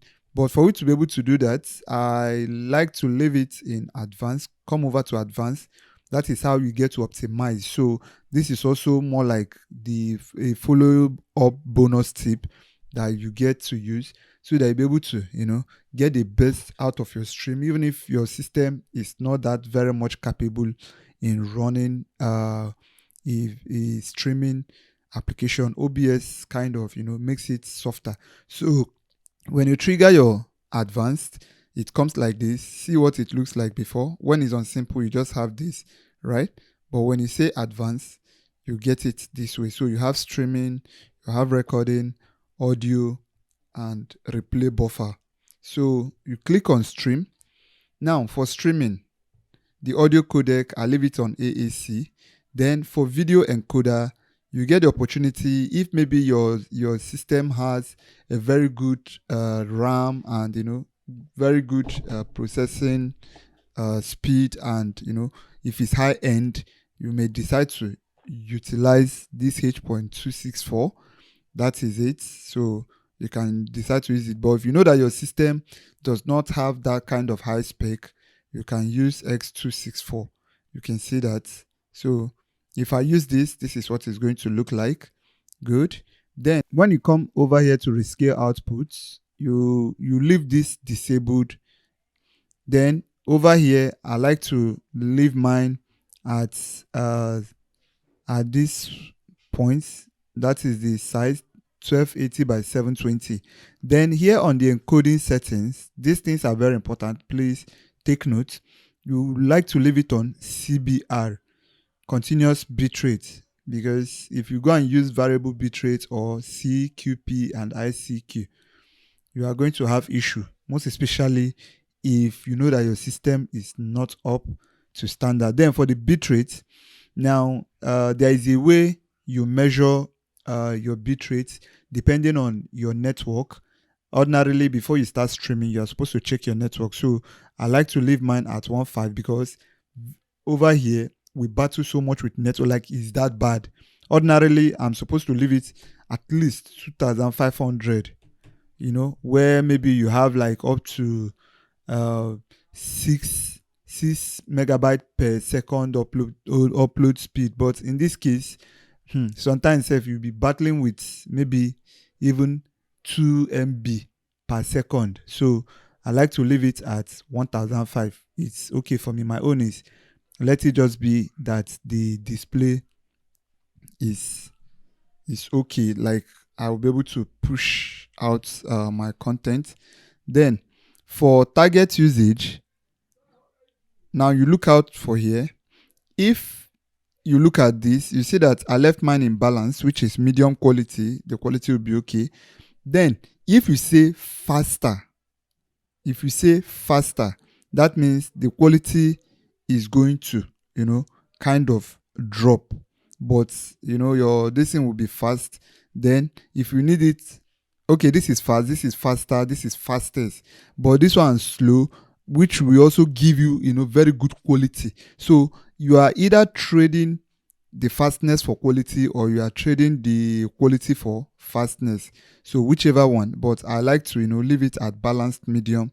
Then maybe sometimes when the going is becoming too bad, I can come here and I will say fast, so that at least my streaming will be able to go through. Then for profile, you use high. These settings I'm giving you is to help you be able to optimize your streaming for your system. Then keyframe interval, I'll leave it at 2 seconds. Latency, let it just be normal. Then this one, just leave it this way. That is all that you need to do as far as streaming is concerned. Then for recording, now standard, I would like to leave it like this. Then for record settings, you get to choose where you want your videos to be recorded. That is if you wish to record with your system. Then this one is asking you generate file name without space. You are the one that knows how you want it to be. Then remember, initially when we started, we talked about this format, this MKV, right? If you still remember, why I like to leave it in MKV is that at the end of the day, OBS is going to enable me, should in case anything happens to this streaming while I am recording, I will not lose it. But still remember that at the end of the day, this MKV is usually not readable, or you can't post it directly without having to convert. But because I have this MKV, and then I've already triggered my Remux Recording, that means OBS on its own will later convert it back to MP4 for me to be able to use it easily.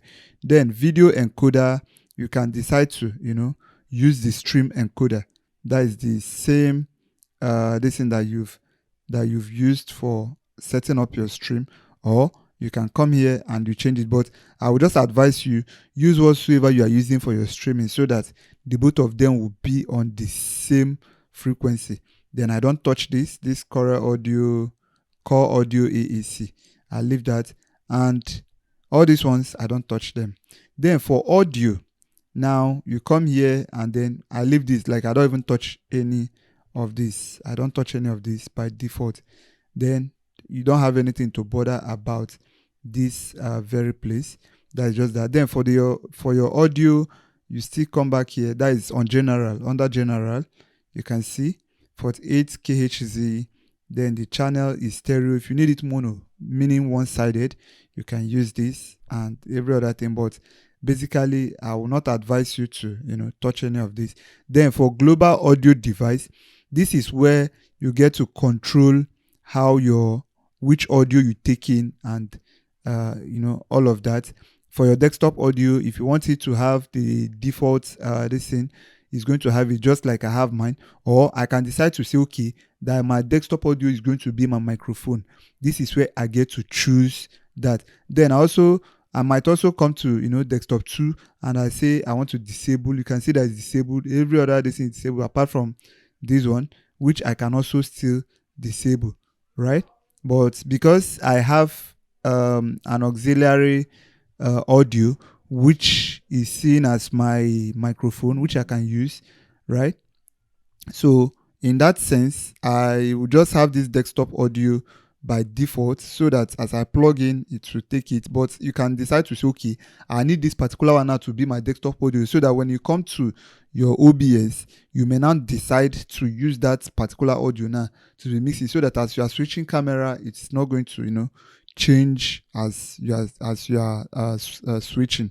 So you just leave it. So that's basically that. Then here I leave these other ones. I don't have any anything to do regarding that. So for this advanced monitoring device, you can decide to choose, maybe you have your headphone. This is where you can trigger it. Then for hotkeys, desktop audios and all that, these ones I don't even do anything here. I leave it like this. You understand? Then you can even see most of this most of the inputs that I have here. You can come here to enable push to mute. You understand? Whatever you want to do with it, but most of these places I don't come there, so that you don't spoil things for yourself. Then for video, now this is really, really important. This is what determines what your video is going to look, what you are outputting. Now let's understand this clearly. This base canvas has to do with what you are giving to the system, like what is coming into the system. Now let's assume that the camera you are bringing in is a full HD camera, right? So you need to come here and say the base canvas resolution is 1920 by 1080.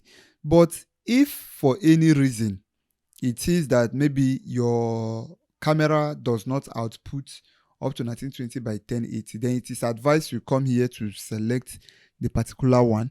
And again, why this is also important for you to identify what your base canvas is, that it will also help what you are outputting to work together, so that while you are doing something like a streaming or recording, they will be in tandem. It's not going to be like this one is having something else and that one is having something else. And once you have these sets, basically, if you know that you are using a normal professional camera, then your 1920 by 1080, you leave it this way. Then for your output resolution scaled, your output resolution, now it differs depending on the site that you want to stream to, right? So it might be that you want to stream to places like, let's say, Facebook.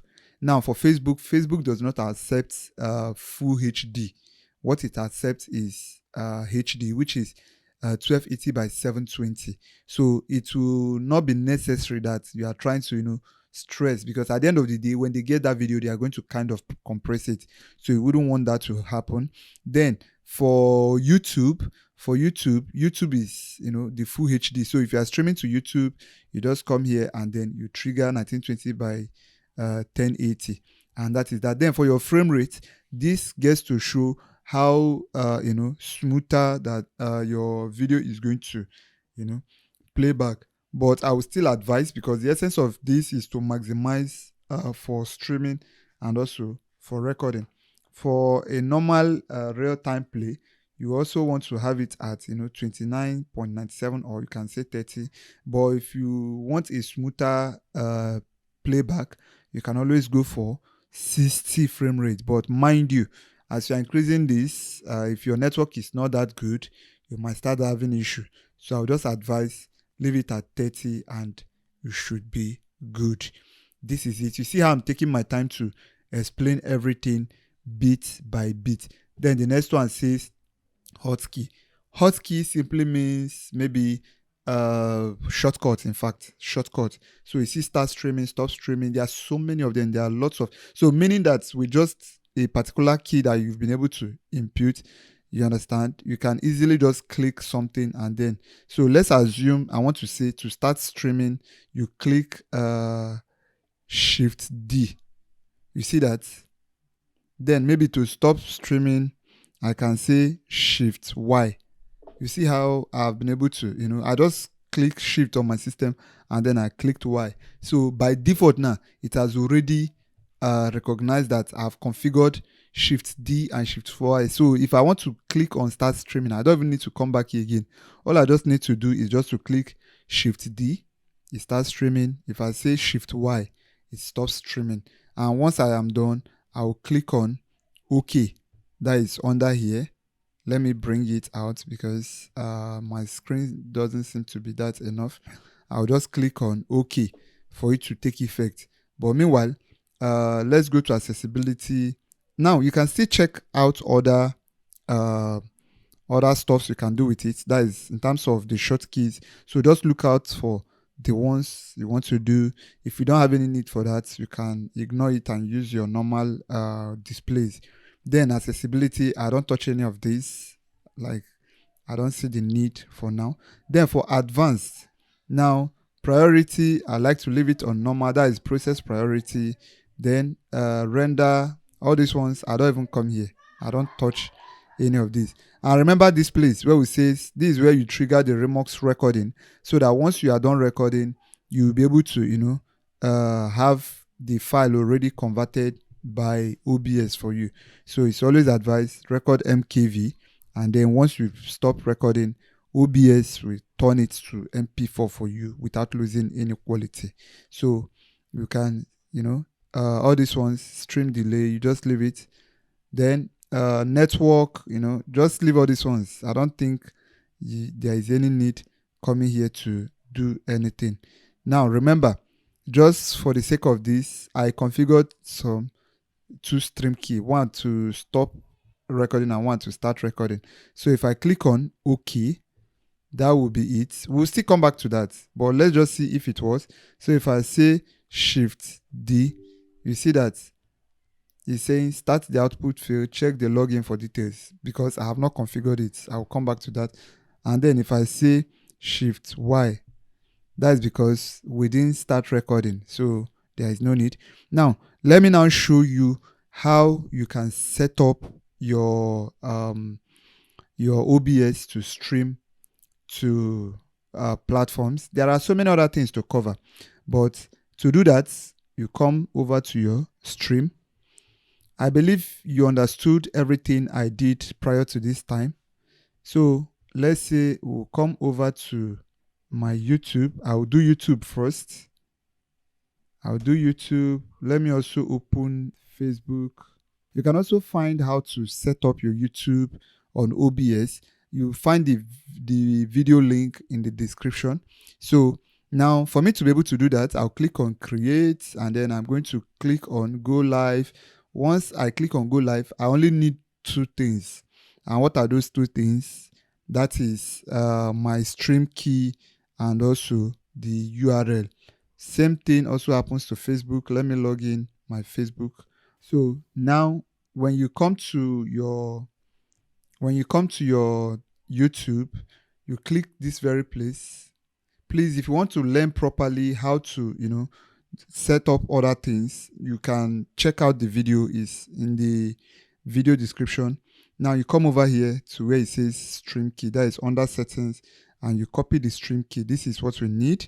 And when we copy that, we'll come back here, and then we are going to come to this stream, click on this service, then come down to this place where it says YouTube, or better still, you can click on this. I like to use custom so that I'll be able to just paste my stream key without much stress.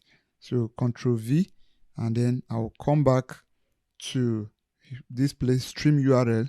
I'm going to copy this, and then I'm going to come back to, paste this right here. That is all that I need to do. That is all that I need to do. And I will say, okay. When you come to your Facebook page, you come over here where it says live video, and then you see this one that says go live.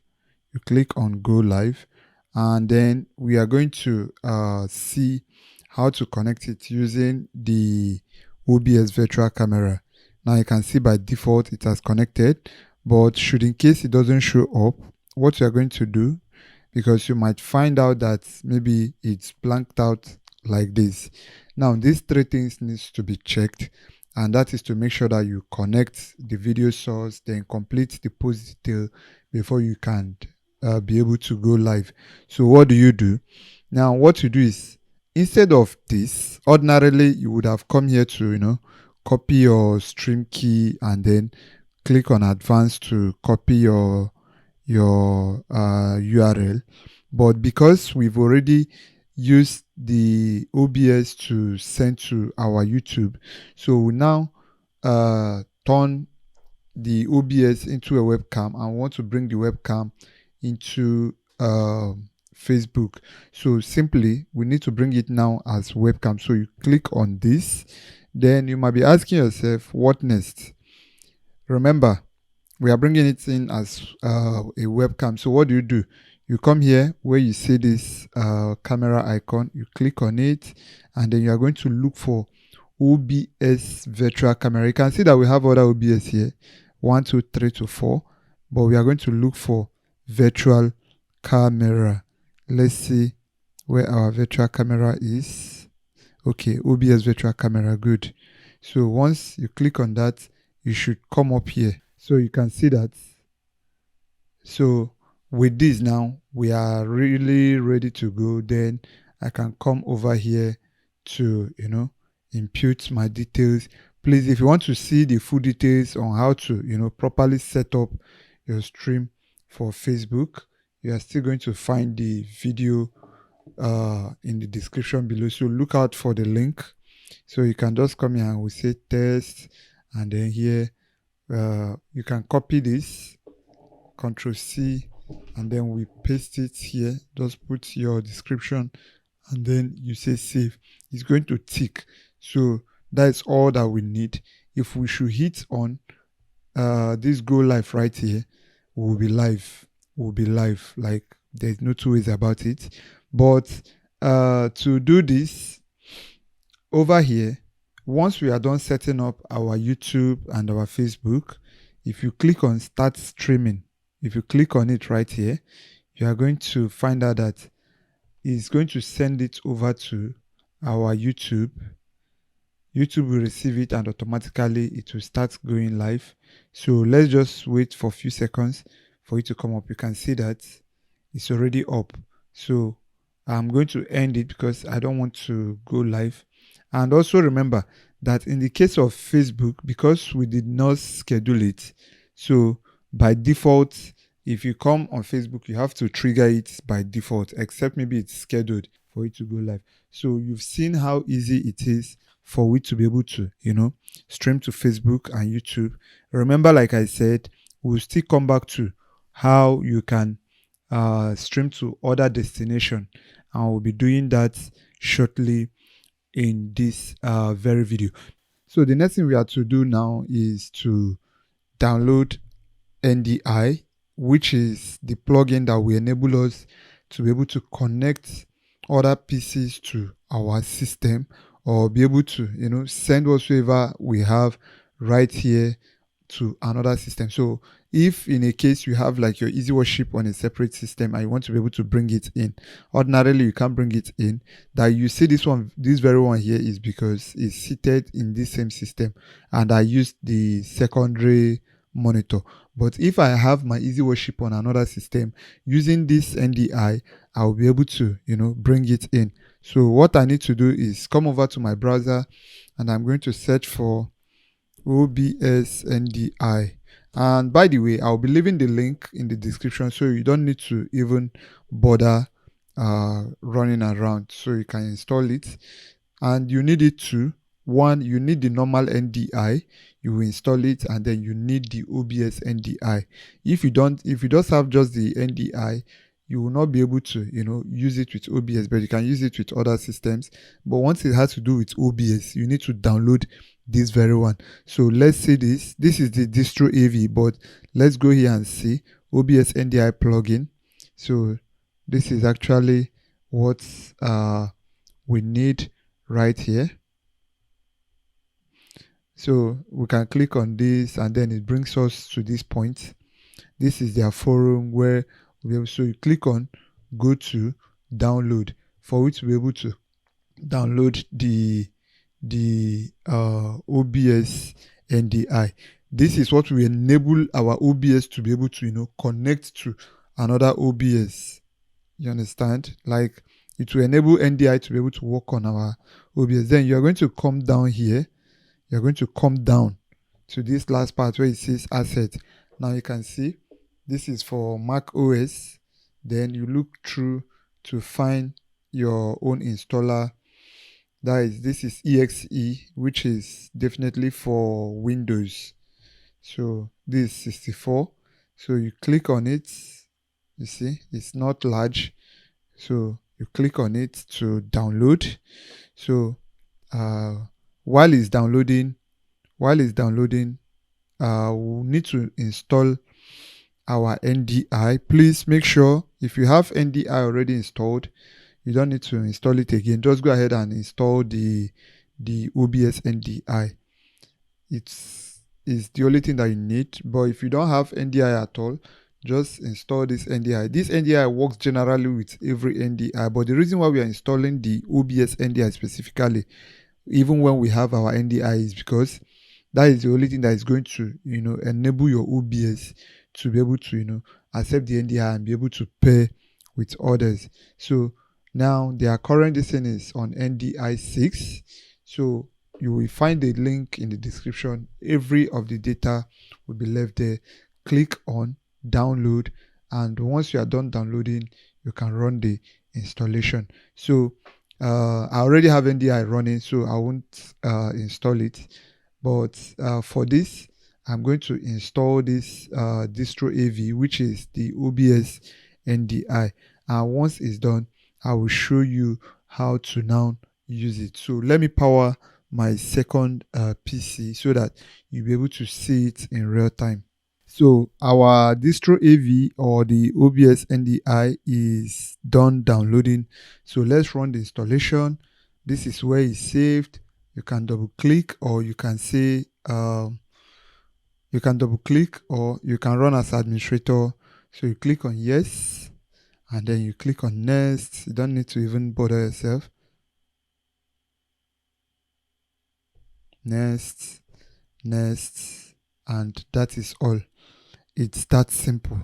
We are done installing, and that is all that we need to do as far as OBS NDI is concerned. So let me also let you know that since we have our OBS running, we will need to close down this OBS for it to take effect, because you can see right here it won't be able to show up, right? Please, for you to be able to use the NDI feature, make sure that everything that you want to move or connect with, that they are on the same local network. So that means if you are connecting this system to any router, the second system must be connected to a router too. The both of them must be on the same network. So have it at the back of your mind. If not, so let's see. Now if I click on this plus, you are going to see NDI. See, it wasn't here prior to this time, but you can see it here now. So meaning that our installation was done. If you can't find it in your own, then that means it didn't work, or maybe it didn't install properly in your system. So I'm going to be booting my OBS on my second system, so I will show you once it's up. So on that system, it's already up and it's been connected. So what I just need to do is come here. I can decide to, create my scenes, and I will say OBS NDI, and I will say okay, so that it will be on its own. Then click on plus, click on NDI source, and then I will say okay. So on the source name, you click on this. Now, for every of the network that is being connected or any of the system, you can see, look at it. When I click on the source name, you see Pentouch Galleria, Remote Connection 1, Pentouch MacBook Pro Local. That is to tell you that my Premiere Pro is up on my other system. It's my MacBook. Then you can see Pentouch MacBook Pro Local OBS Mac. Yes, this is the one we want. When I click on it, I don't even have to do anything. High bandwidth, low bandwidth, I leave it like this, and then I just click on OK. Now remember, whenever you have this thing like this and you want to see the full content, Control F for it to fill the screen. Now let's see if we have it. This is exactly what's playing on my MacBook, and you can see with this there is nothing more that I need to do. So just imagine me having my EasyWorship. Now it's just for me to click click on the EasyWorship, you understand, and then make sure that they are both connected to the same network, and I'll come here and then I will enable it. That is all. There is nothing much to do. The NDI is helping you send the feed wirelessly without any hassle. So this is very simple to do, and you can see that we've been able to do that. So having done this, the next thing we'll be looking at, let me also show you, if for any reason you also want to like send out this this very feed to another system, what you do is come to Tools, come to Distro AV, where you can click on Main Output, because you may want to send the output of this OBS to maybe another PC. Now you can see, you click on Main Output, give it the name that you want it to be, right? And that is all that you need to do. I don't touch any other thing. Close here, and then I'll say okay. If you don't do this, if you open another system and you want to like see the output of this OBS, there's every tendency you are not going to see it until you toggle this on. So if you didn't get how I did it, you come to Tools, come to Distro AV. Remember, Distro AV NDI settings, and then you trigger your main output. If you want to actually send the preview output, you can actually do that, and this is it. You can say, okay, what I want to send out is my preview, and I'm going to click on okay. That is exactly how to send the feed. So it's very seamless, very simple. There is nothing hidden or there is nothing hard in it. Let me now show you how you can be able to stream to multiple platforms. To be able to do that, one of the sites we'll be using is called item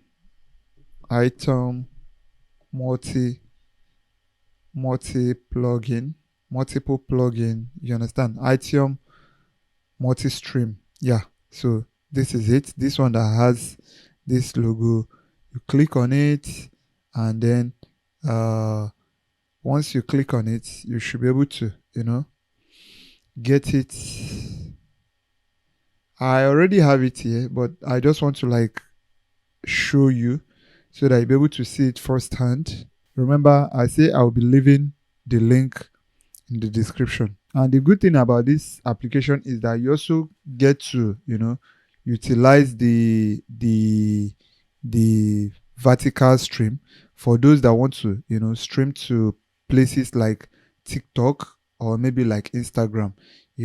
it's very advisable that when you want to stream to such platforms, that you stream in vertical mode. So this very plugin enables you to do that. So click on download, and then you're going to start downloading.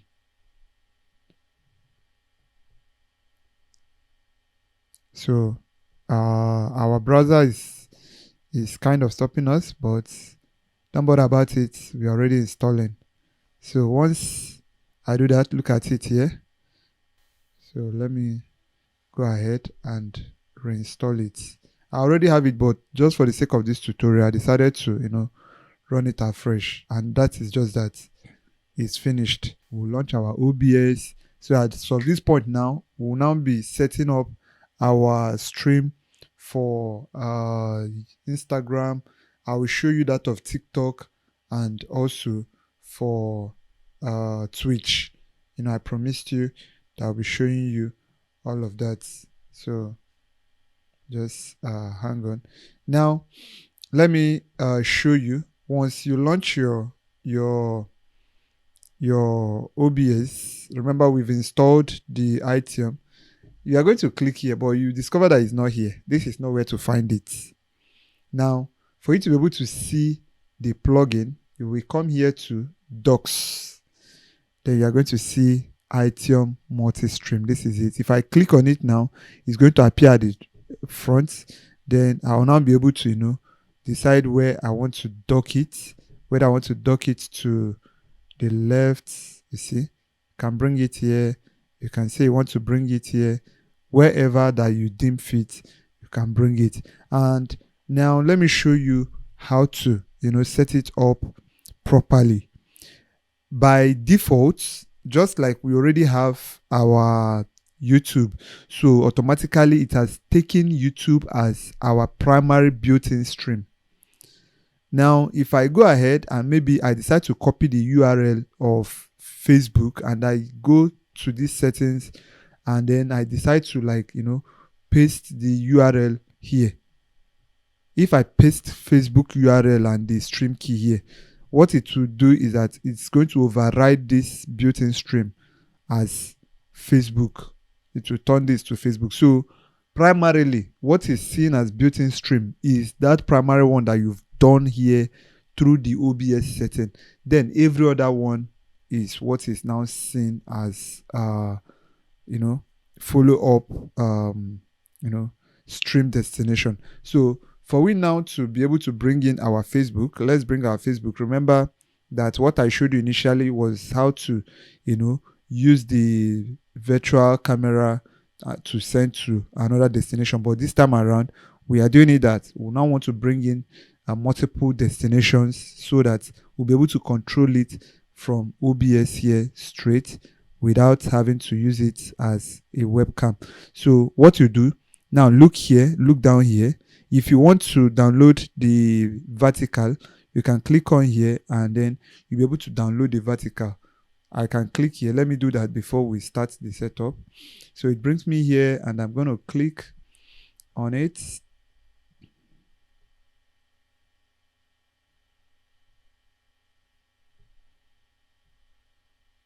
Click download, so that we'll also be able to set up the vertical, so that you see everything working in real time. While we're also waiting for that to happen, I will come here. Let me check my Instagram, and then so check my Instagram, and then I will check which other destination. My Twitch. I'm going to check Twitch. Then I will still show you how to use it with TikTok, right? I'll show you how to still use it with TikTok. So I have a Twitch account, which I'm still kind of trying to study, because the whole place is not looking Nigerian at all. So now we've installed the vertical canvas.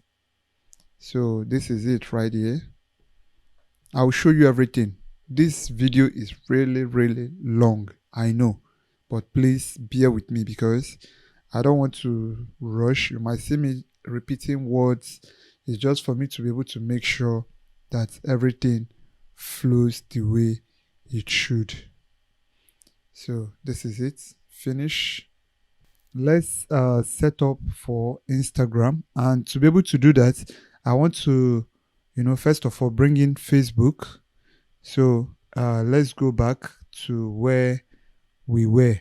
So now we are going to bring in the stream key. So to be able to bring in the stream key, we'll copy the stream key. And please, if you want this stream key to be persistent, meaning if you want it to always be here, like in such a way that you no longer need to come back to copy it, you toggle this persistent stream key. You understand? And then you copy, then come back to your OBS. Sorry, this is not where I meant. You come here now. Now over here, because we already have our YouTube, and I want to bring in my Facebook. So you click on this settings icon. You are going to see here general, right? So on this general, it's now saying main output. Either you click here or you come here and you click this. So when you click this, it's going to say add outputs. Or if you're on general, if you click on main output, it's still going to bring you here. So you click on add output. And which output are we trying to go to? Facebook. So Facebook output, and then that is the output name. Then Facebook server URL. This is it. And then it's asking for stream key. So you paste your stream key, and then you click on create output. That is all you can see. But you can see that our YouTube is not here, but it's already recognizing it right here. You can see our YouTube is seated here, which is our primary stream, followed by Facebook. Now let's bring in our Instagram.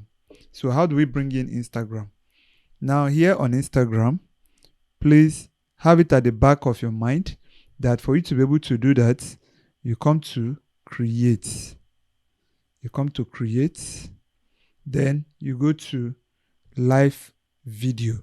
So on this live video, you click on to add the title OBS, maybe the title of whatsoever you want to do, OBS test video, and then you can select your audience, and then maybe I can say practice or close friends or public. Then you click on next. So it will avail us the opportunity to still copy our stream URL and our stream key. So we'll copy our stream key, and you can see by default it's always on vertical. So that is where we'll now come back to our OBS. Remember, we click on the settings. We'll click on the settings icon. Now we are not going to use this main canvas because the main canvas is 1920 by 1080.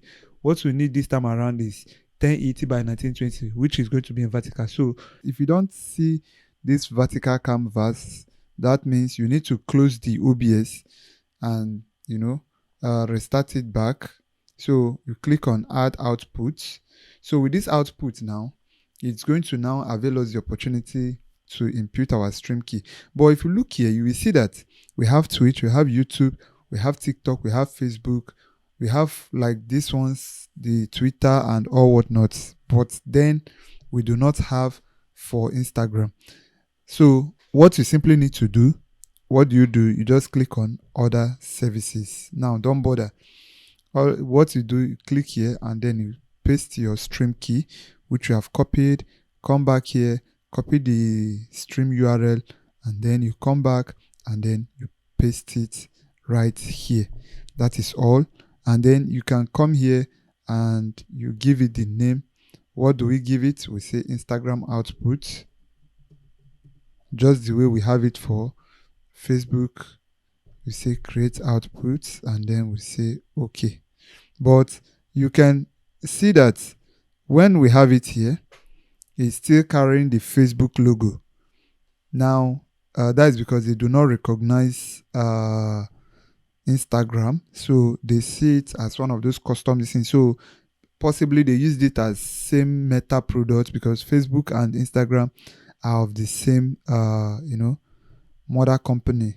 So you have it. So you can see here we have YouTube, we have Facebook, and then we have Instagram.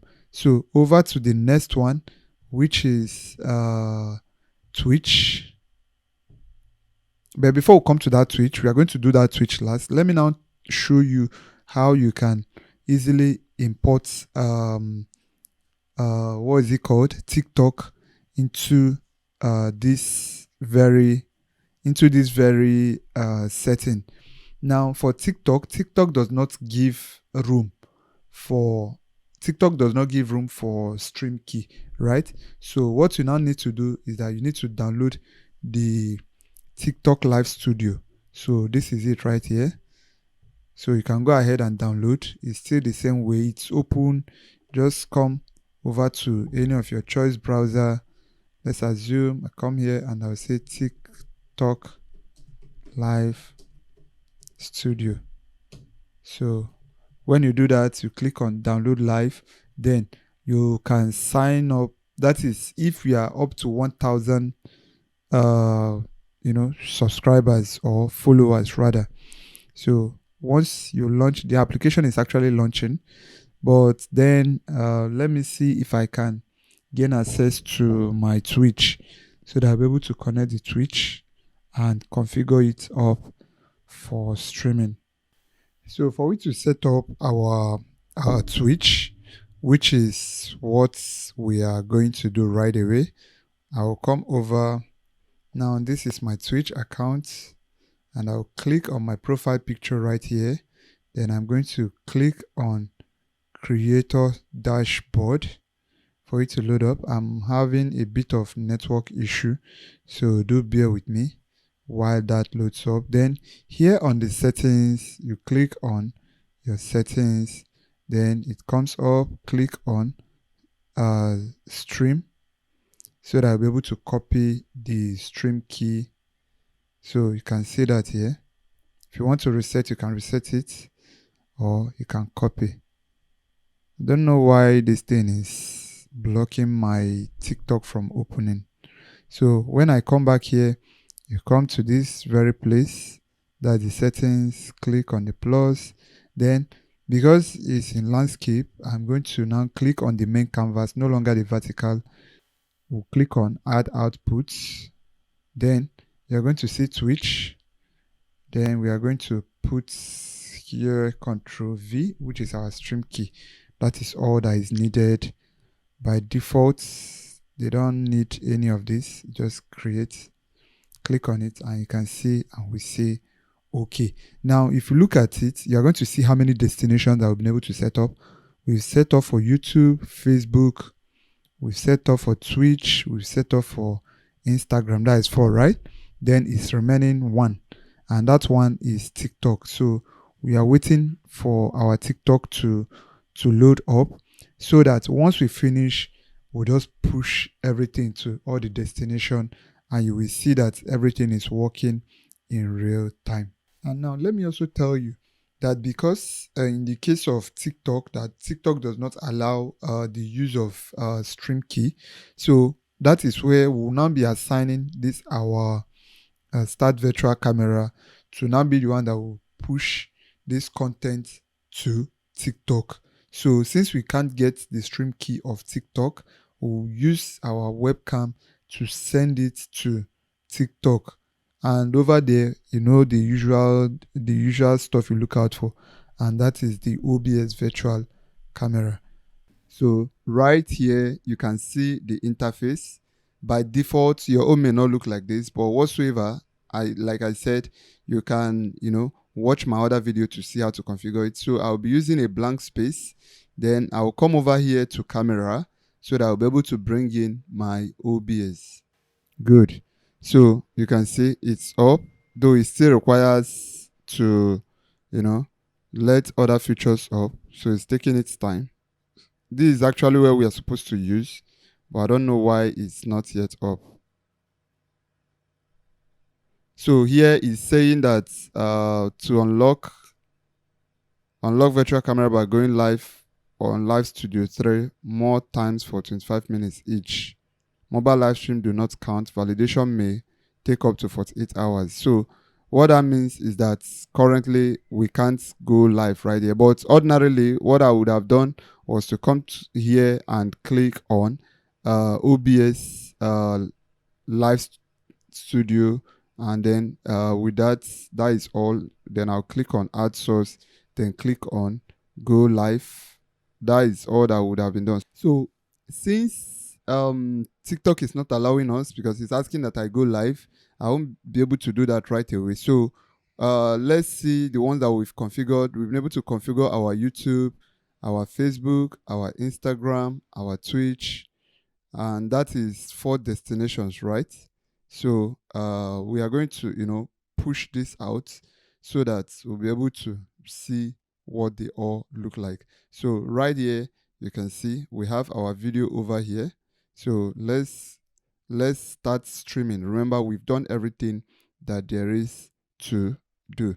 So once I click on start streaming, this is going to start streaming, but that is turning on this very one. I can easily come here to say go live, like to turn on this screen. You can see that's the inbuilt. I can come here to click on start streaming, or I'll come here.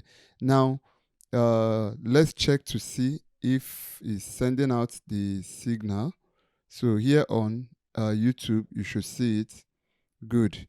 So we are currently live on our YouTube. Is coming up. That's because of network issue. So you just have to let it take its time to do its thing. Good. Our YouTube is on. Let's see for Facebook. Our Facebook is not up yet. So what do? When we come back here, look at Facebook output, click on it. The icon turns screen. Good. So if you come back here, you are going to see it up and it's going to tick on this so that once, good, you see, it's saying connecting live video. So you see that this is the second destination. And then remember, you must have completed the post details by putting the title and the description. So if I click on go live now, I'll be live on Facebook. That is the second place. Let's go over to the third place, which is Twitch, right? So we'll click on Twitch. Let's go and watch to see if Twitch is going to get the same feed for us. Right, you can see that over here. So meaning that we are live on YouTube, we are also here on Facebook, we are also on Twitch. Then for Instagram, you still have to repeat the same thing. You can see how many destinations we've been able to put. So on Instagram, we'll click on this icon and Instagram should be able to also get the feed too. Remember, in the case of Instagram, we had it in portrait, so it's going to like put it in a portrait mode. The video is going to appear here, so telling you that we all have everything done perfectly. Now the video is taking time. That's because the network is not very strong, and it's always advised that when you are streaming, please do make sure not to use anything that has to do with wireless network. Make sure that you use a cabled tethered network, where you have something like a router, then plug in using your network cable, so that you'll be able to at least cut down on the buffering and all this whole hassle of doing what do we call it, doing anything that has to do with network issue. So it's kind of reliable compared to when you have a wireless connection. So this is my Instagram. It's kind of taking time, but it's already up. Everything is already set. So this is just all that you need to do. Although you see network, I'm having network issue. So, but for that of Instagram, it's coming up. And if I click on go live, because now you see, if I click on go live, I should be able to, go live to the destination. You see how it is. Once I am done streaming, all I just need to do is to toggle all these buttons off, and it stops sending the signal. So that is all. And remember, as we are talking currently, our audio is not on. That is this particular audio. So what do we do? Remember, you always come to the video. That is this one. You click on plus, you go to advanced. That is if people online are not able to hear you, and then you click on this and you click on output, and you can see that. So with this now, if you go over to any of the platform, and maybe they initially they say that they can't hear you, now they should be able to hear you. You get? So this is it, and that is just that. I'm going to end for all the platforms, because the intention was not for me to do the stream, but it's just for the sake of demonstration. That was why I took it upon myself to show you everything, so that it doesn't look like the more you look, the less you see. So I'm gonna end this whole stream. I'm gonna end it. So to stop streaming, I'll just come here, toggle off all these buttons, and they should just be okay. So that is it. We've already stopped streaming. I hope you've been able to see how we did the whole setup. All these things is just to give you a hang on, and I believe by now you should know what to expect, and things to be done. We've covered majorly everything there is to do. So I believe these are all that you need to know as far as OBS is concerned. Now there are so many other things that we can still do, and I told us initially that you can always bring in what is it called?